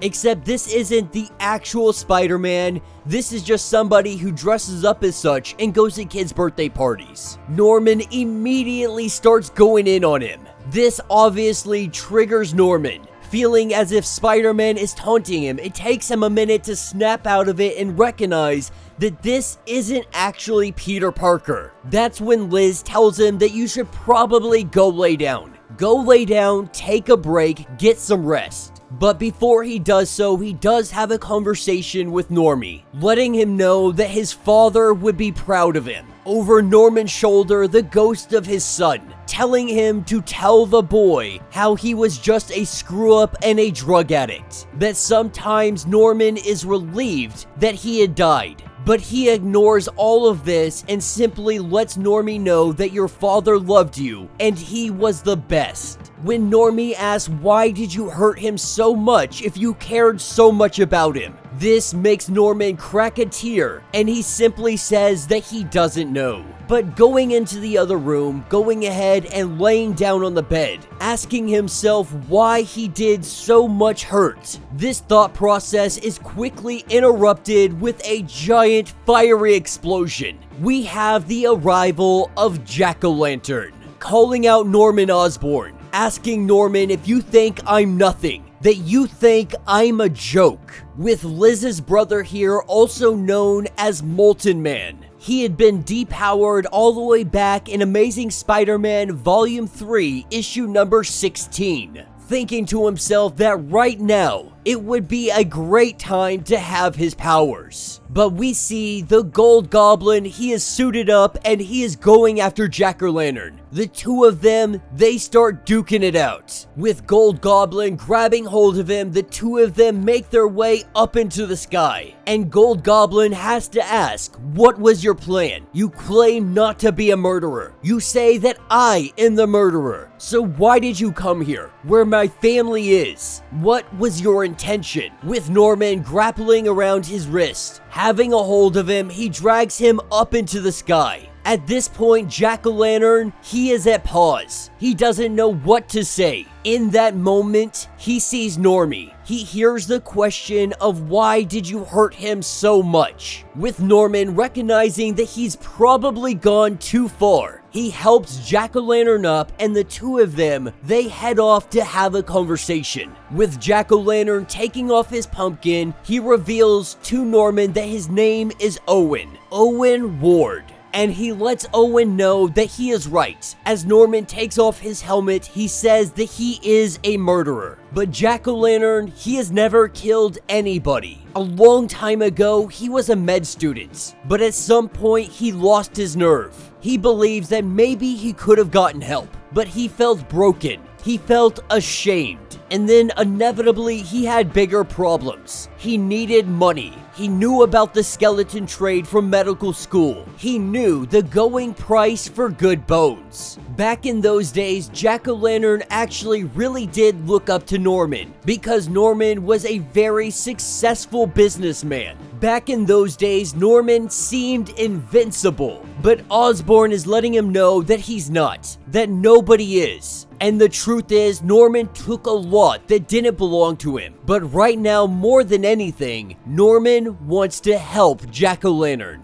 thinking to himself that maybe he can't destroy his sins, but just perhaps there is an opportunity for him to atone for them. We are picking up in Limbo. Right outside Limbo's daily Bugle, we have two demons who are walking inside. They are currently discussing how they are just regular humans. They are all playing an act as they joke around and talk about expense reports, as they joke around how they are just businessmen. Really, this is just cosplay for them, with one of the demons getting mad at one of the others because a demon is sitting here acting like this is all a game, that he's having fun with it. But the problem is, many of these demons, they are not happy with the new job that Chasm has given them. That is where we have Peter Parker coming in to stop this demon before he rips off the head of the other demon. This demon, of course, is very much confused. Why would Peter Parker save him? Now, one thing we are going to quickly learn about the demons down here in Limbo is they don't know the names of heroes or individuals. So this demon that he saves, as he looks at him, he recognizes that this is the man that he refers to as Parker Peteman, with Peter telling him that that's close enough.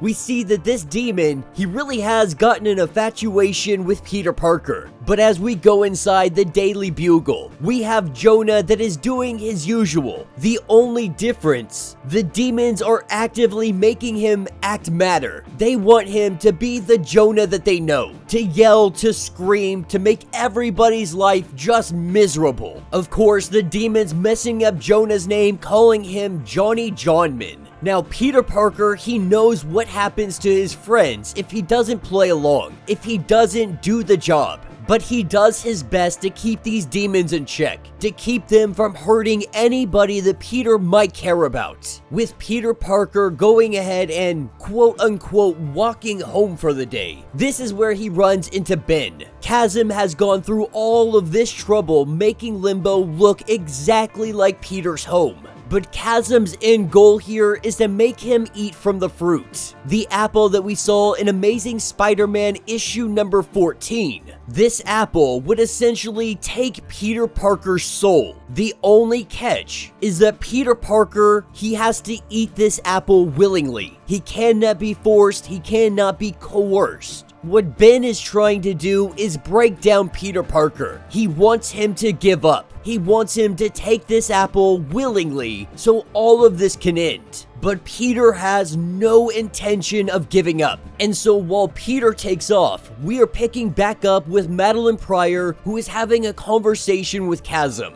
Because we are seeing that Chasm is kind of experimenting on all of these demons. Madelyne Pryor, she sees that there might be something off with this. While Chasm is definitely keeping the demons busy, she gave him free will to do as he pleases. But she also wants him to remember that these demons are only on loan from her. But what we have been Reilly creating is the Insidious Six. Dr. Octoball, the Grave Goblin, Triceratops, Lizaro, Kraken the Hunter, and the Gorpion.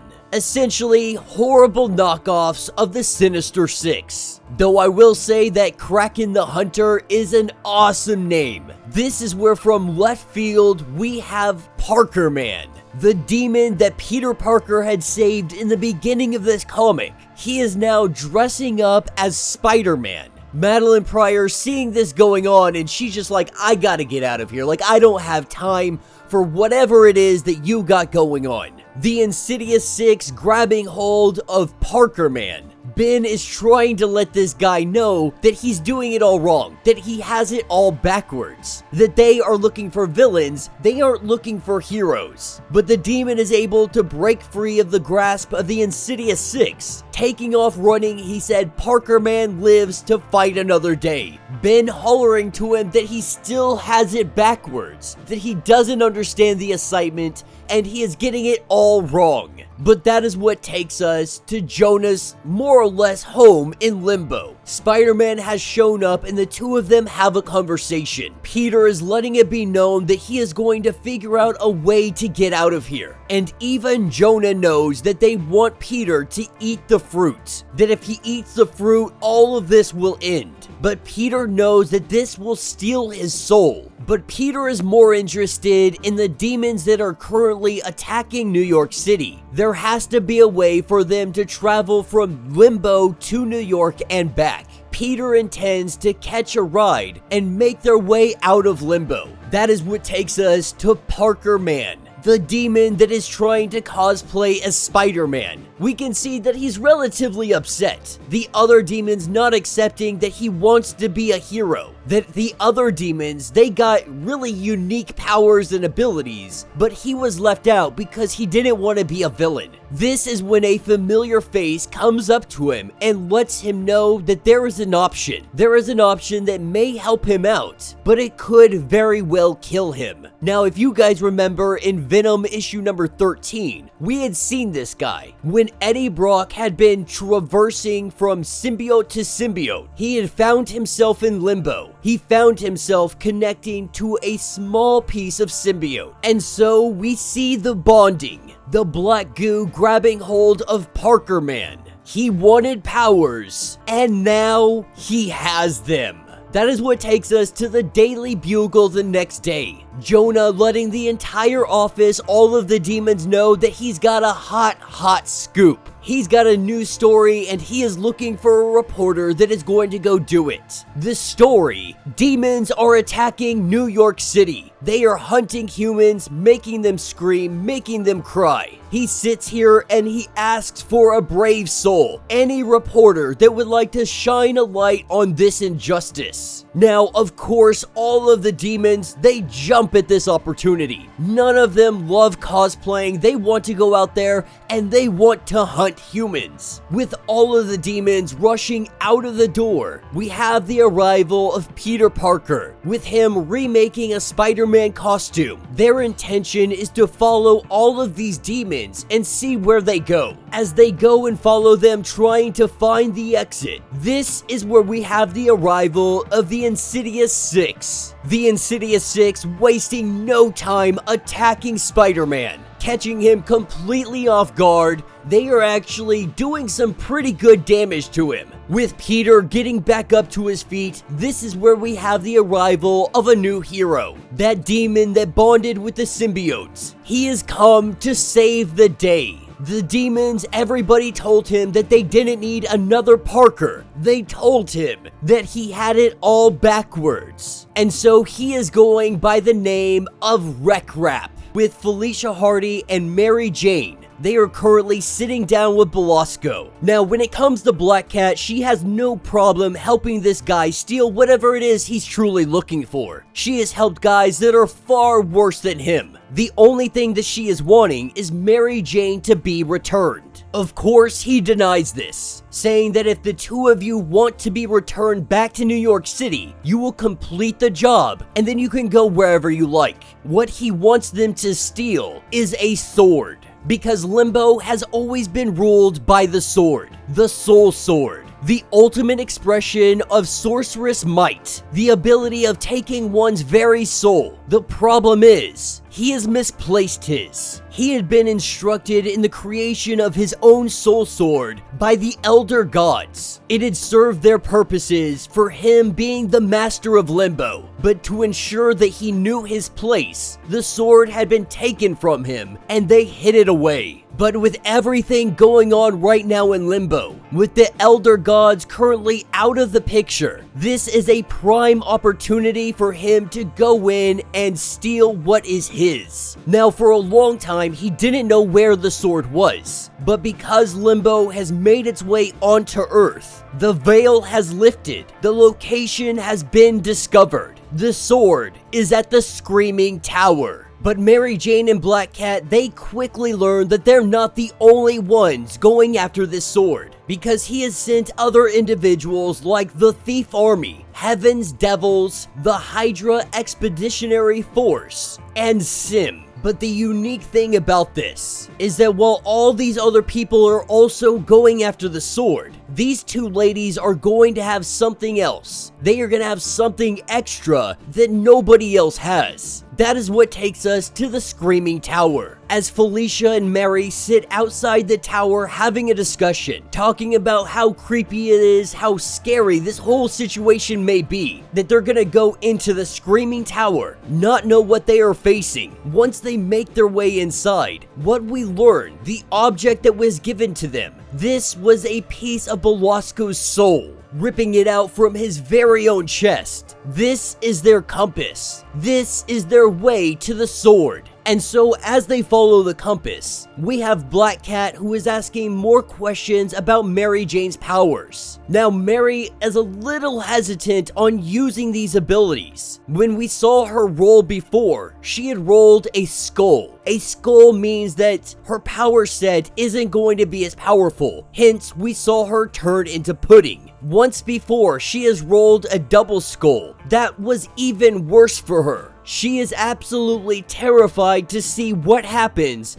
if she rolls 3 skulls. That is a 1 in 343 chance. So she is only using her powers and abilities when she absolutely has to. That moment is right now. She is currently being attacked. They are both being attacked inside of the tower. With her activating her abilities, she makes the roll. We see a horseshoe, we see a 7, and we see a skull. With her powers becoming activated, she goes to attack these demons, only to see that she is shooting feathers. So at the very best, Mary Jane's powers are highly inconsistent. One minute she may have the powers of freaking Jean Grey. The next minute she is shooting feathers from her fingertips. Absolutely no use whatsoever. And so as the two make their getaway, they fall down a cavern, seeming to be some kind of bottomless pit inside of the tower. The demons go falling. Felicia is able to barely save them in time, finding themselves slowly climbing up from this pit. As they slowly get to the top, this is where they see Sim extending out his arm because he appears to be here to help them. Alright gang, so as we dive into this issue, we are picking up with Gregory Knox, the man who initially created the inventor. The inventor has come to him, trying to figure out what is going on, trying to figure out why he was created. And Knox goes on to let us know that the world suffers from a great many problems. What Knox was trying to do is bring back the world's most brilliant minds, doing this in the hopes that they could come up with some kind of solution the rest of them haven't really thought of yet. But the inventor believes that there is something wrong with him. Knox going on to tell him that of course there is. You have died twice over. Whatever is happening in New York is causing his reanimation. It is causing the microchip inside of his brain to activate. The rest of him is really just puppet on strings, which means he is starting to feel all tangled up. This is when he grabs Knox by the throat, and by all appearances, it looks like he kills him,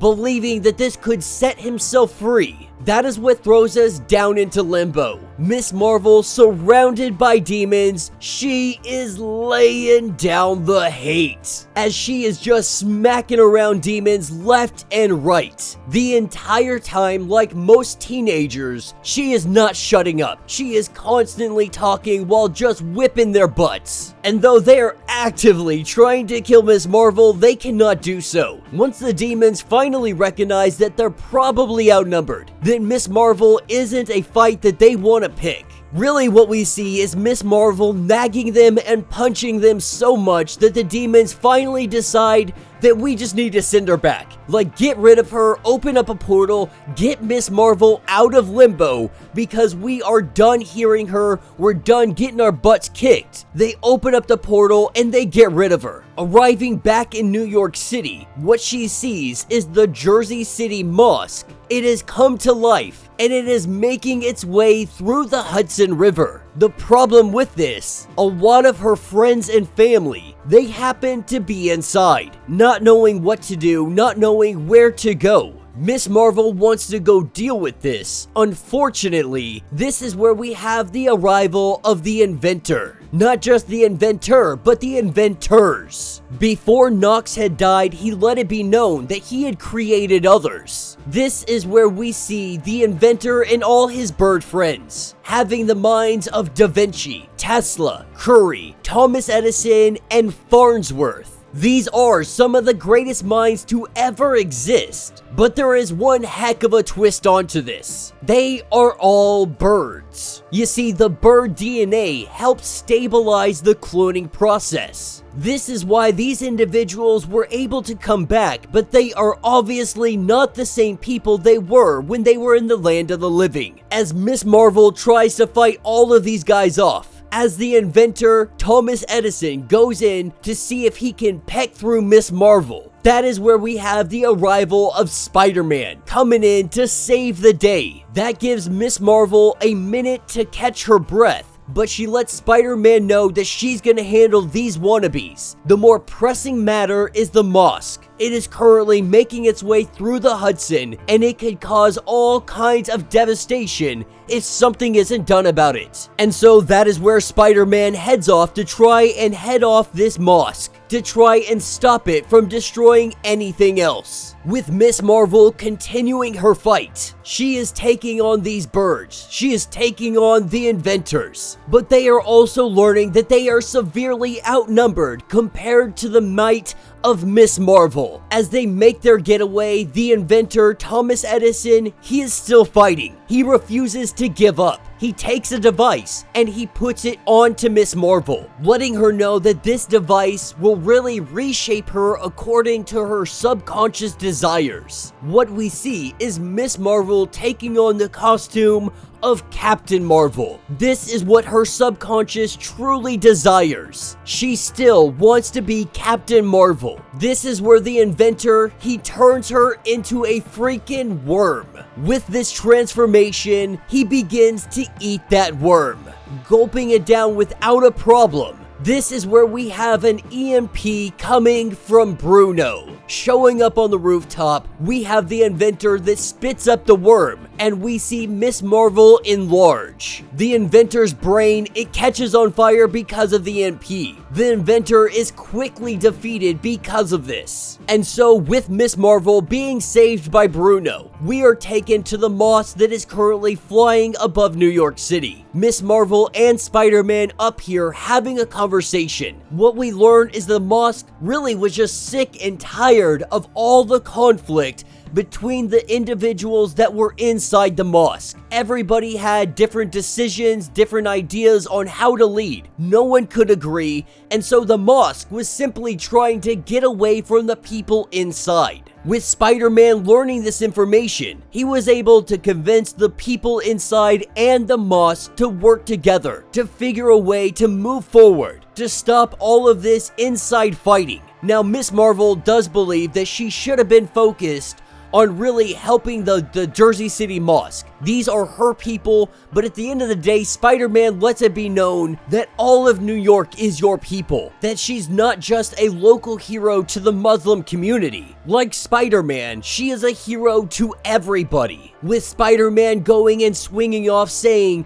that to never forget, Miss Marvel is an inspiration to all of them. The battle between Dylan and Eddie Brock. Venom versus Bedlam. Bedlam trying to tell Venom, or trying to tell Dylan, that you took Venom from them. You took my other half. It is time that you give it back. This is just showing that Bedlam, as Eddie Brock, doesn't really have many of his memories. Bedlam is quickly recognizing that there is something different about this. This is not the Venom that he knows, that there is something changed. With Dylan trying to let him know that it was you. You said pain would make me stronger. And then he was stabbed in the heart and left to die. That is where we see Dylan pull out a sword. pull out his katana. He does confirm that this is in fact all black. But that was the moment when he was there left to die. That is the moment that everything changed. That is what takes us to just a little bit prior to this battle. He is having a conversation with Sleeper Agent, Sleeper, and the reporter, letting them know that he is essentially half human, half symbiote. He is a child of Eddie Brock, but also a child of Venom. This helps explain why Alchemax and the Life Foundation have been so interested in capturing him.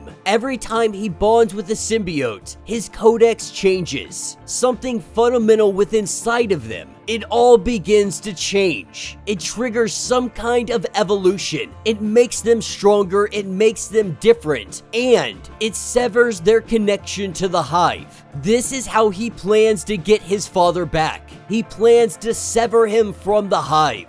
But before he does this, he wants to go at least recruit one more individual because he needs others to fight at their side. That is when he takes All Black and he drives it into the chest of Sleeper Agent, freeing him from the hive. Sleeper Agent is essentially becoming his own symbiote now, completely separate from Sleeper, completely separate from the hive. Continuing our battle with Venom and Bedlam, with Dylan cutting off one of Bedlam's hands with All Black, with Bedlam saying that he will walk back into Meridius's garden. He will replenish his skin. He will do all of this once he has ended Dylan and taken back his Venom. But he now sees why Meridius yearns for this new form of Venom, that it is powerful. Going in on Venom, we see All Black driven right through Bedlam's hand, but that doesn't stop him, knocking Venom down to the ground. We see that Venom, he didn't come alone. He had brought some backup. Someone grabbing hold of Bedlam. That somebody looking a lot like the freaking Green Goblin. The Green Goblin if he had a symbiote. That is what takes us over to Alchemax earlier that night. Dylan on the rooftop. He had texted Normie. He texted him because he wanted to have a conversation, saying that he needs help and he needs help saving his father. That he is very much still alive, that he has seen him, but his father is trapped, worried, and afraid. He just needs to get him back.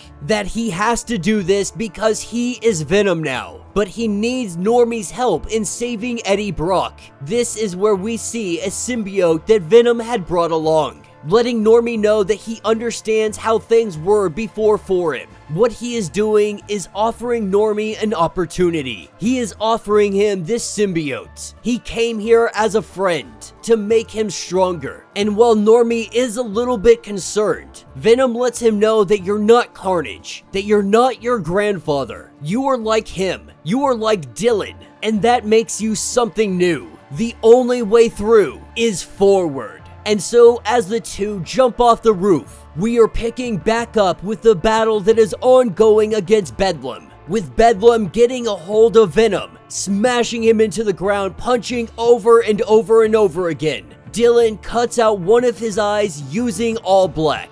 This is when Bedlam says that I see you. I now see you. You are not Venom. At least you are not just Venom. This is where we see Codex truly coming out. Bedlam for the first time is understanding what fear is. He wants to run away, but he is also thrilled by the idea of staying and fighting. Now he truly understands why Meridius wants him. He is the chain breaker. Alright gang, so as we pick up with this issue, we have Forge. He is currently outside of the treehouse. He has quickly recognized that none of these possess things, from trash cans to stoplights. Not a single one of them will attack the treehouse. This gives Forge the idea. With him pulling out a flute and he begins to play it, we see the vines of Krakoa, they follow him. He pushes it out towards the city. and all of the possessed objects, they will not come near it. They fear the Goblin Queen, knowing that this is part of Krakoa. The only thing they can do is retreat. But as we jump back down to Limbo, we get a really quick recap of what has been going on for Madelyne Pryor. All of this started when Sinister created the clone of Jean Grey, called her Maddie Pryor, all in the purpose of falling in love with Cyclops. That way they may have a very interesting child. That child had been born into the world, the one we know as Cable. But when the real Jean Grey had returned, for a short time before Cable had been sent away to the future, the trio was happy. But with Madelyne Pryor now sitting upon the throne in Limbo, she desires the memories of those days, the ones where Jean Grey had lived in her stead. Jumping us right into the fight, we see Jean Grey versus Madelyne Pryor, the two of them fighting over the Cerebro drive. Jean Grey is trying to figure out what Madelyne wants that is on this drive. As the two of them tussle over it, we see the drive is shattered, breaking into tons of little pieces. Jean Grey is able to feel Maddie's despair. Tired of the games, tired of the tricks, tired of all the illusions. She breaks free of it, letting Maddie know that she regrets not doing this before, trying to let her know that it doesn't have to end badly. All she wants is Maddie to stand down. But Pryor keeps throwing blows. She keeps attacking, using demons to grab hold of Jean Grey. At this point, Jean is just livid. We see her explode with power. But she's not out here trying to use those powers on Maddie. In fact, she goes up to her, she close fist punch her right in the mouth. And while both of these women, they roughly have the same mutant gift, they just use it in different manners. Maddie would probably do very well on a Rocco, but at the end of the day, there is only one Jean Grey, knocking Maddie clear across the room. Waking up magic, Jean Grey lets her know that she is going to download everything that has happened, everything that is going on, with Maddie getting up, grabbing boulders, ready to smash them to pieces. Jean stops the boulders and lets it be known that she is surrendering, that magic can go back to the rest of the X-Men, but Jean is going to handle this situation. Jean is surrendering because she told Maddie that she wanted to heal their wounds. Maddie was too busy throwing rocks to fully understand what is about to happen. Jean Grey is more than willing to give these memories over. Only now does Jean Grey fully understand that the memories she was after, they are all of Nathan before he left. And so Jean transfers all of these memories over. Every single one that she has. Madelyne Pryor about ready to burst into tears, not believing that she would so willingly give these memories over. But Jean Grey lets her know that just because she gives the memories to her doesn't mean that she also loses the memories. With Jean letting her know that they may not have been with Cable long, that mutants can grow up fast, especially the Summers family. But right now the world is still burning. New York needs the X-Men, telling Maddie to say the words. She says, "To me, my X-Men." That is where we see Cyclops and Havoc running into the room with a bunch of puppies. With Havoc coming into the room, he lets Maddie know he meant what he said before, that the X-Men team, it doesn't need him. That doesn't mean that he's not an X-Men. He is going to serve. He is going to figure out exactly where his place is. That his family is stuck with him. He will always be an X-Men, at least on his own terms. With the rest of the X-Men team showing up on site, when they ask what they had missed, Maddie lets it be known that what they missed is her learning what the X-Men really are about, what it means to be one of them. Magic had put her faith in Madelyne Pryor. Maddie let her down. She apologizes for this, but now she wants to make amends. Now they are going to go up to New York City. They are going to clean up their mess, and a new era for Madelyne Pryor and Havoc is about to begin. Alright gang, so our story starts us off with Madelyne Pryor telling the X-Men to go ahead and wait here, though they are very much skeptical after everything that has been going on. But she tells the X-Men that they have to clean up their house, and if she's going to help with it, she has to go clean up hers first. That is what takes us to Hallows Eve and Chasm, with Chasm letting Maddie know that the things with Peter Parker, they're not progressing as he wanted them to, but he does believe that eventually Peter is going to give in, that if this is how he gets his memories back, he's in it for the long haul. This is when Madelyne Pryor tells Chasm that it is over, that after Jean showed her that kindness, gave up those memories freely, she has no reason to fight any longer. Chasm telling her that that's great, but what about him? That Peter Parker is just on the verge of cracking, that he is moments away from being able to truly break him. But Pryor says that this is over, that this is stopping, that her scythe carries the authority, but also the responsibility, that she plans to use it for war no longer. Chasm accepting this, saying that the rejection, the betrayal, it is all too common to him. As he goes swinging off, Hallows Eve says that they will get by on their own, as they always have. That is what takes us to Spider-Man and Wreck-Rap. Wreck-Rap being the demon who is pretending to be Spider-Man. They are facing off against the Insidious Six, the demons created by Chasm to torture Peter Parker, with Wreck-Rap just messing up every single catchphrase that Peter Parker has ever had. He says that it is wall crawling time. He jumps into the battle. He starts knocking heads, with Peter saying that he is going to take it over from here. That is what takes us to Hallows Eve and Madelyne Pryor. Madeline saying that she is preparing to command her troops to go back to Limbo. While her back was turned to Hallows Eve, we see Hallows Eve put on the Franken-Eve mask, transforming her into a version of Frankenstein. She charges at Madelyne Pryor, grabbing hold of her. She takes Madeline and throws her over the edge. The purpose of this was to take her scythe.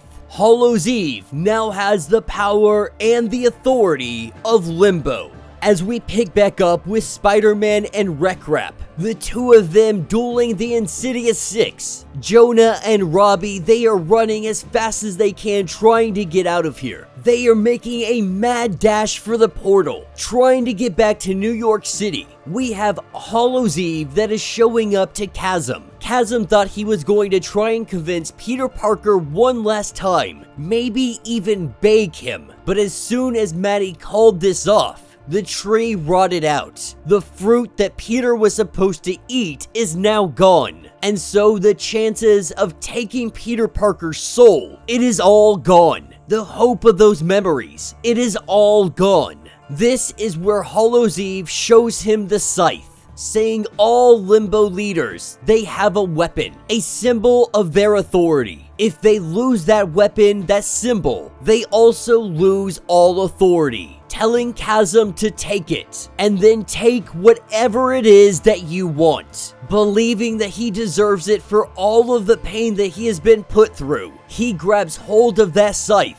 Now Limbo shall be ruled by those whose pain is greater. This is where it is revealed that this is now King Chasm, as he takes on his new form, bigger, stronger, faster than he has ever been. We pick up with Wreck-Rap and Peter Parker surrounded by the Insidious Six. As they get ready to make one last dash, there is a giant boom, letting Spider-Man know that his city is damned, that it has been condemned to hell ever since you refused King Chasm the Soul. With Peter and Wreck-Rap jumping into the fray, they are both smacked away so very easily. The Goblin, seeing him hold the scythe, They recognize him as the Goblin King, and now he plans to bring all of Limbo up to the surface, as we see a tower come out of the ground, making its way up into the city, as the Goblin King and all of his minions make their way up to New York City. We pick up with Peter Parker getting up off the ground, Cyclops and Madelyne Pryor being here. Madelyne Pryor saying that they now ride to take back that army, extending her hand out to Peter Parker, asking if he will join them. Alright gang, so we are picking up exactly where we had left off, with Miss Marvel showing up, seeing that Codex and Bedlam are going toe-to-toe.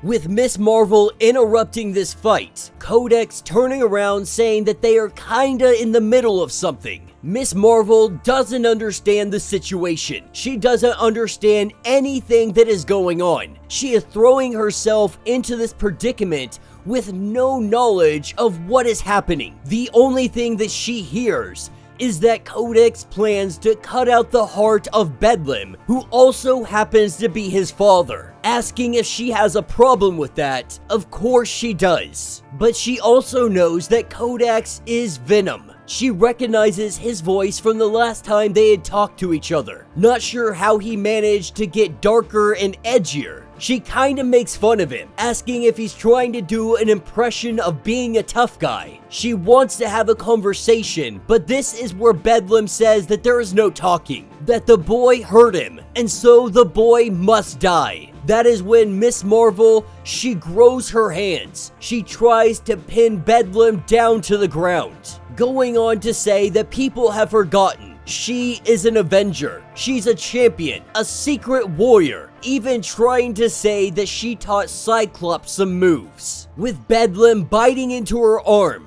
we see Miss Marvel chuck him into the Hudson. Codex trying to say, "What the heck are you doing? Do you recognize what you've just done? Bedlam is severely dangerous." She's saying that it's okay because she threw him towards the Hudson. It's going to take him a minute to swim out, and when he shows up at the surface, she is going to be there to put him down. But that is when Codex drops down to his knee, putting All Black back into his body, letting us know that he can't hold this form. He can't hold the Necro Sword for this long, that it is a sword that cuts both ways. This is where it is revealed that this is in fact Dylan Brock. Miss Marvel seeing him, saying that he's just a kid. Of course, Miss Marvel is really just a kid herself, but calls herself a young adult. That is what takes us over to Pier 51, with Bedlam crawling out of the water. That is where he runs into Meridius. Meridius telling him he remembers exactly how this feels, because at one point in time, he was Bedlam. He understands the confusion, the rage, the difficulty thinking straight. This is one reason that he is so actively going after Venom, wanting his other half back. This is what he holds on to. Everything else is just Bedlam. That is where Meridius, he fixes the arm of Bedlam, letting him know that when he gets home, his only home,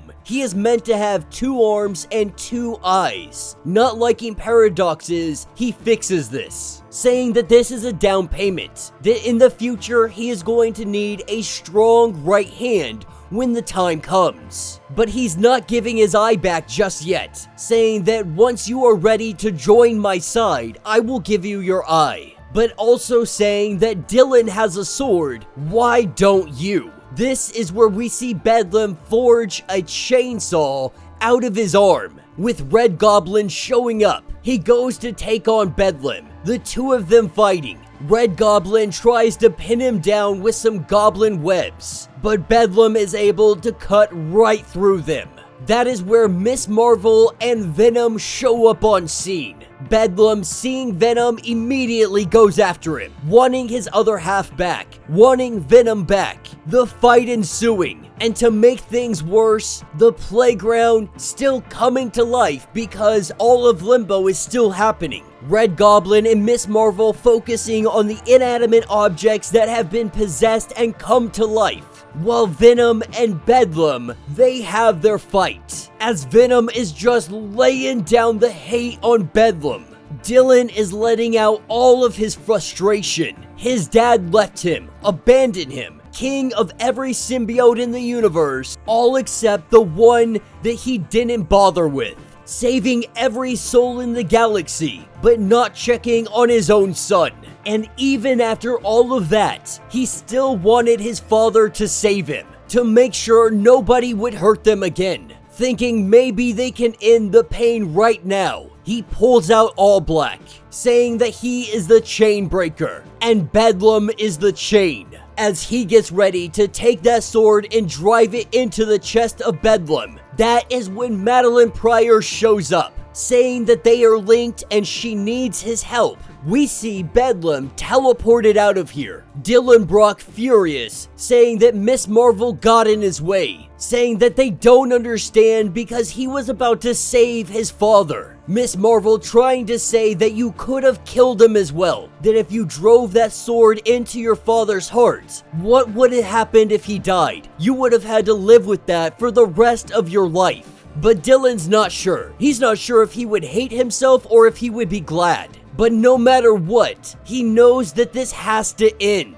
One way or another, this has to stop. Miss Marvel still refusing to turn a blind eye, but also letting him know that whatever just happened with Madelyne Pryor with Limbo, your guys' private war, it has been weaponized. It is spilling over onto all of these people who didn't ask for it. That you even took on this kid as your sidekick. Of course, Red Goblin, he definitely wanted to help. Going on to say that Miss Marvel herself is still technically a kid, but she tries to say that it is different. But she does believe that they need somebody looking out for the both of them. Right now, she needs to deal with this demonic invasion, with Red Goblin and Venom letting her know, you go deal with that. We're gonna take care of my father. That is where we pick up with Madelyne Pryor and Bedlam. She apologizes to Eddie, believing she should have taken better care of him. But now her and Chasm are opposing forces, both of them wanting different things, saying that it is her job to clean up all of this mess. Chasm opening up a portal. He is about to come. He is about to show up. He is about to lead his army from Limbo here to Earth, asking Eddie Brock if he is with her.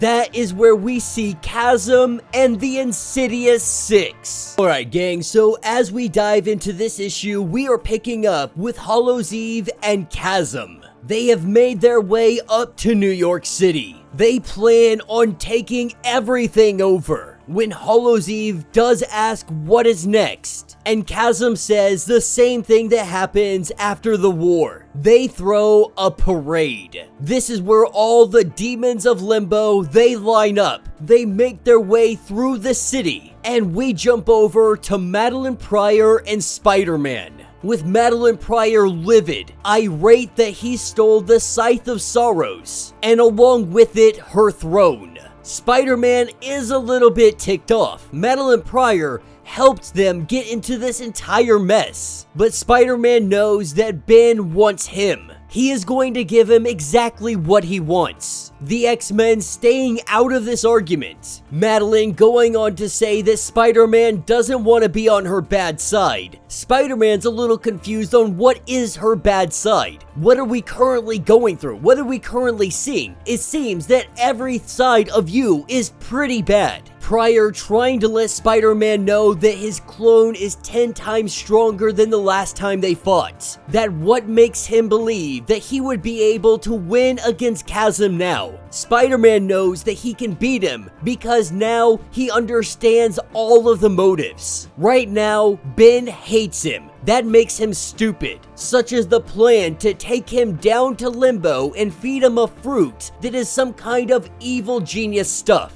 Or at least Ben thinks so, with Spider-Man going on to say that he can accept that they are on the same team, but this is something that he has to do, with Wreck-Rap saying that he is going to be there by his side. Chasm is leading an army of treacherous demons. Madelyne plans to keep herself busy taking care of them. And so as Chasm and Hallows Eve march with their army and the Insidious Six, that is when they are confronted by the X-Men. with Chasm sending the Insidious Six after them. The X-Men jump into action, and then they see the Fallen Queen, sending his men after her as well. But she also has some backup. That backup coming in the form of Bedlam. With Eddie Brock coming in here, he starts laying down the hate. He starts ripping demons apart. These demons, the Insidious Six, they see Bedlam and they run in the opposite direction, while Bedlam is just tearing through the ranks. That is when Spider-Man and Wreck-Rap, they come up to Hallows Eve and Chasm. With Hallows Eve putting on her werewolf mask, Wreck-Rap and Hallows Eve face off against one another, while Spider-Man goes in after Ben. With the X-Men currently facing off against the Insidious Six, Magic is kinda done with this whole situation. We see her open up portals, and all of the Insidious Six, they get swept into them, sending them back down to Limbo. Madelyne Pryor and Bedlam, they seem to be doing pretty well on their own, with Havoc showing up. As they look down the street, they see more reinforcements. Hundreds upon hundreds of demons are headed directly for them. That is where the X-Men come into play. They move up, they form into a wedge. They get ready for this assault, while Spider-Man and Wreck-Rap, they are getting their butts handed to them. Hallows Eve has switched out her werewolf for her Frankenstein, giving her a little more strength to take on Wreck-Rap. Spider-Man, he is getting beat down in the grasp of Chasm. This is where we have some friends that arrive. Goblin and Miss Marvel come flying out of the sky, descending down on them. As this fight continues to be ongoing, we see Madelyne Pryor, she is swarmed by demons. As they pile on top of her, we see her true power unleash, saying that that is enough, that she is done. That if any demon thinks that they can challenge her, even if she has no scythe, they are more than willing to try. For those that question her power, she asks for them to step before her, and not a single demon is willing to do so now. As Chasm and Hallows Eve are getting their butts whooped now that Goblin and Miss Marvel are here to even the odds. That is when Ben thinks he's going to call up his army. He's going to call in his reinforcements. The only problem, none of them are listening to him, even though he has the Scythe of Sorrows. The demons now align themselves with Madelyne Pryor. That is when Chasm takes a heavy hit, getting knocked down to the ground. At this point, Chasm is recognizing that this is not a fight that they are going to win. Hallows Eve, not wanting to leave his side, he sends her away anyway. He knows that this is his fight. As the demons, they start to hoard. They start to collapse on his position as they go to take down the false king.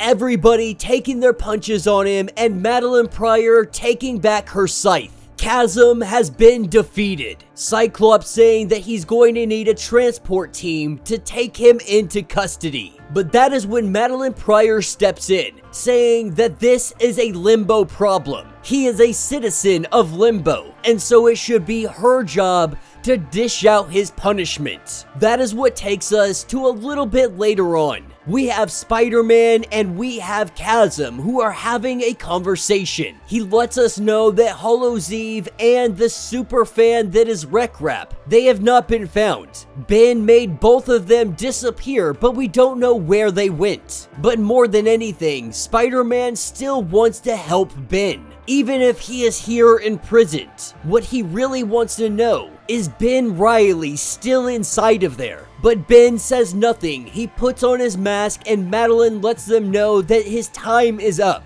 that his visitation is over, because Ben is currently in prison down in Limbo. Spider-Man saying that it seems kind of nice in there. The demons that she asked to devise his cell were confused on his idea or her idea of what constituted torture. She had made sure of it, so Ben wasn't necessarily living an agonizing life in prison, with Ben fully confessing to everything that he has done wrong. She believed that pure torture wasn't the way to go in dealing with his imprisonment, that she's not holding on to grudges, but he will spend his time in prison. And then we pick up with a conversation between Cyclops, Jean Grey, and Madelyne Pryor. Surprised that the United States went along with what they have done. She made it clear, Madelyne Pryor made it clear that if relations with Limbo are going to be normalized in any way, shape, or form, then they have to find a way to move forward. While Jean says that they really want to support her, they're not sure what she is doing. As Madeline lets us know, for too long, Limbo, it really has held the spirits no one wants to face. The part of them that they have condemned to darkness. But nothing heals in darkness. She will open up her arms to the rejected ones, to the ones who have fallen so far, the ones that have been starved of light. She will lead them out of the cold, and she will show them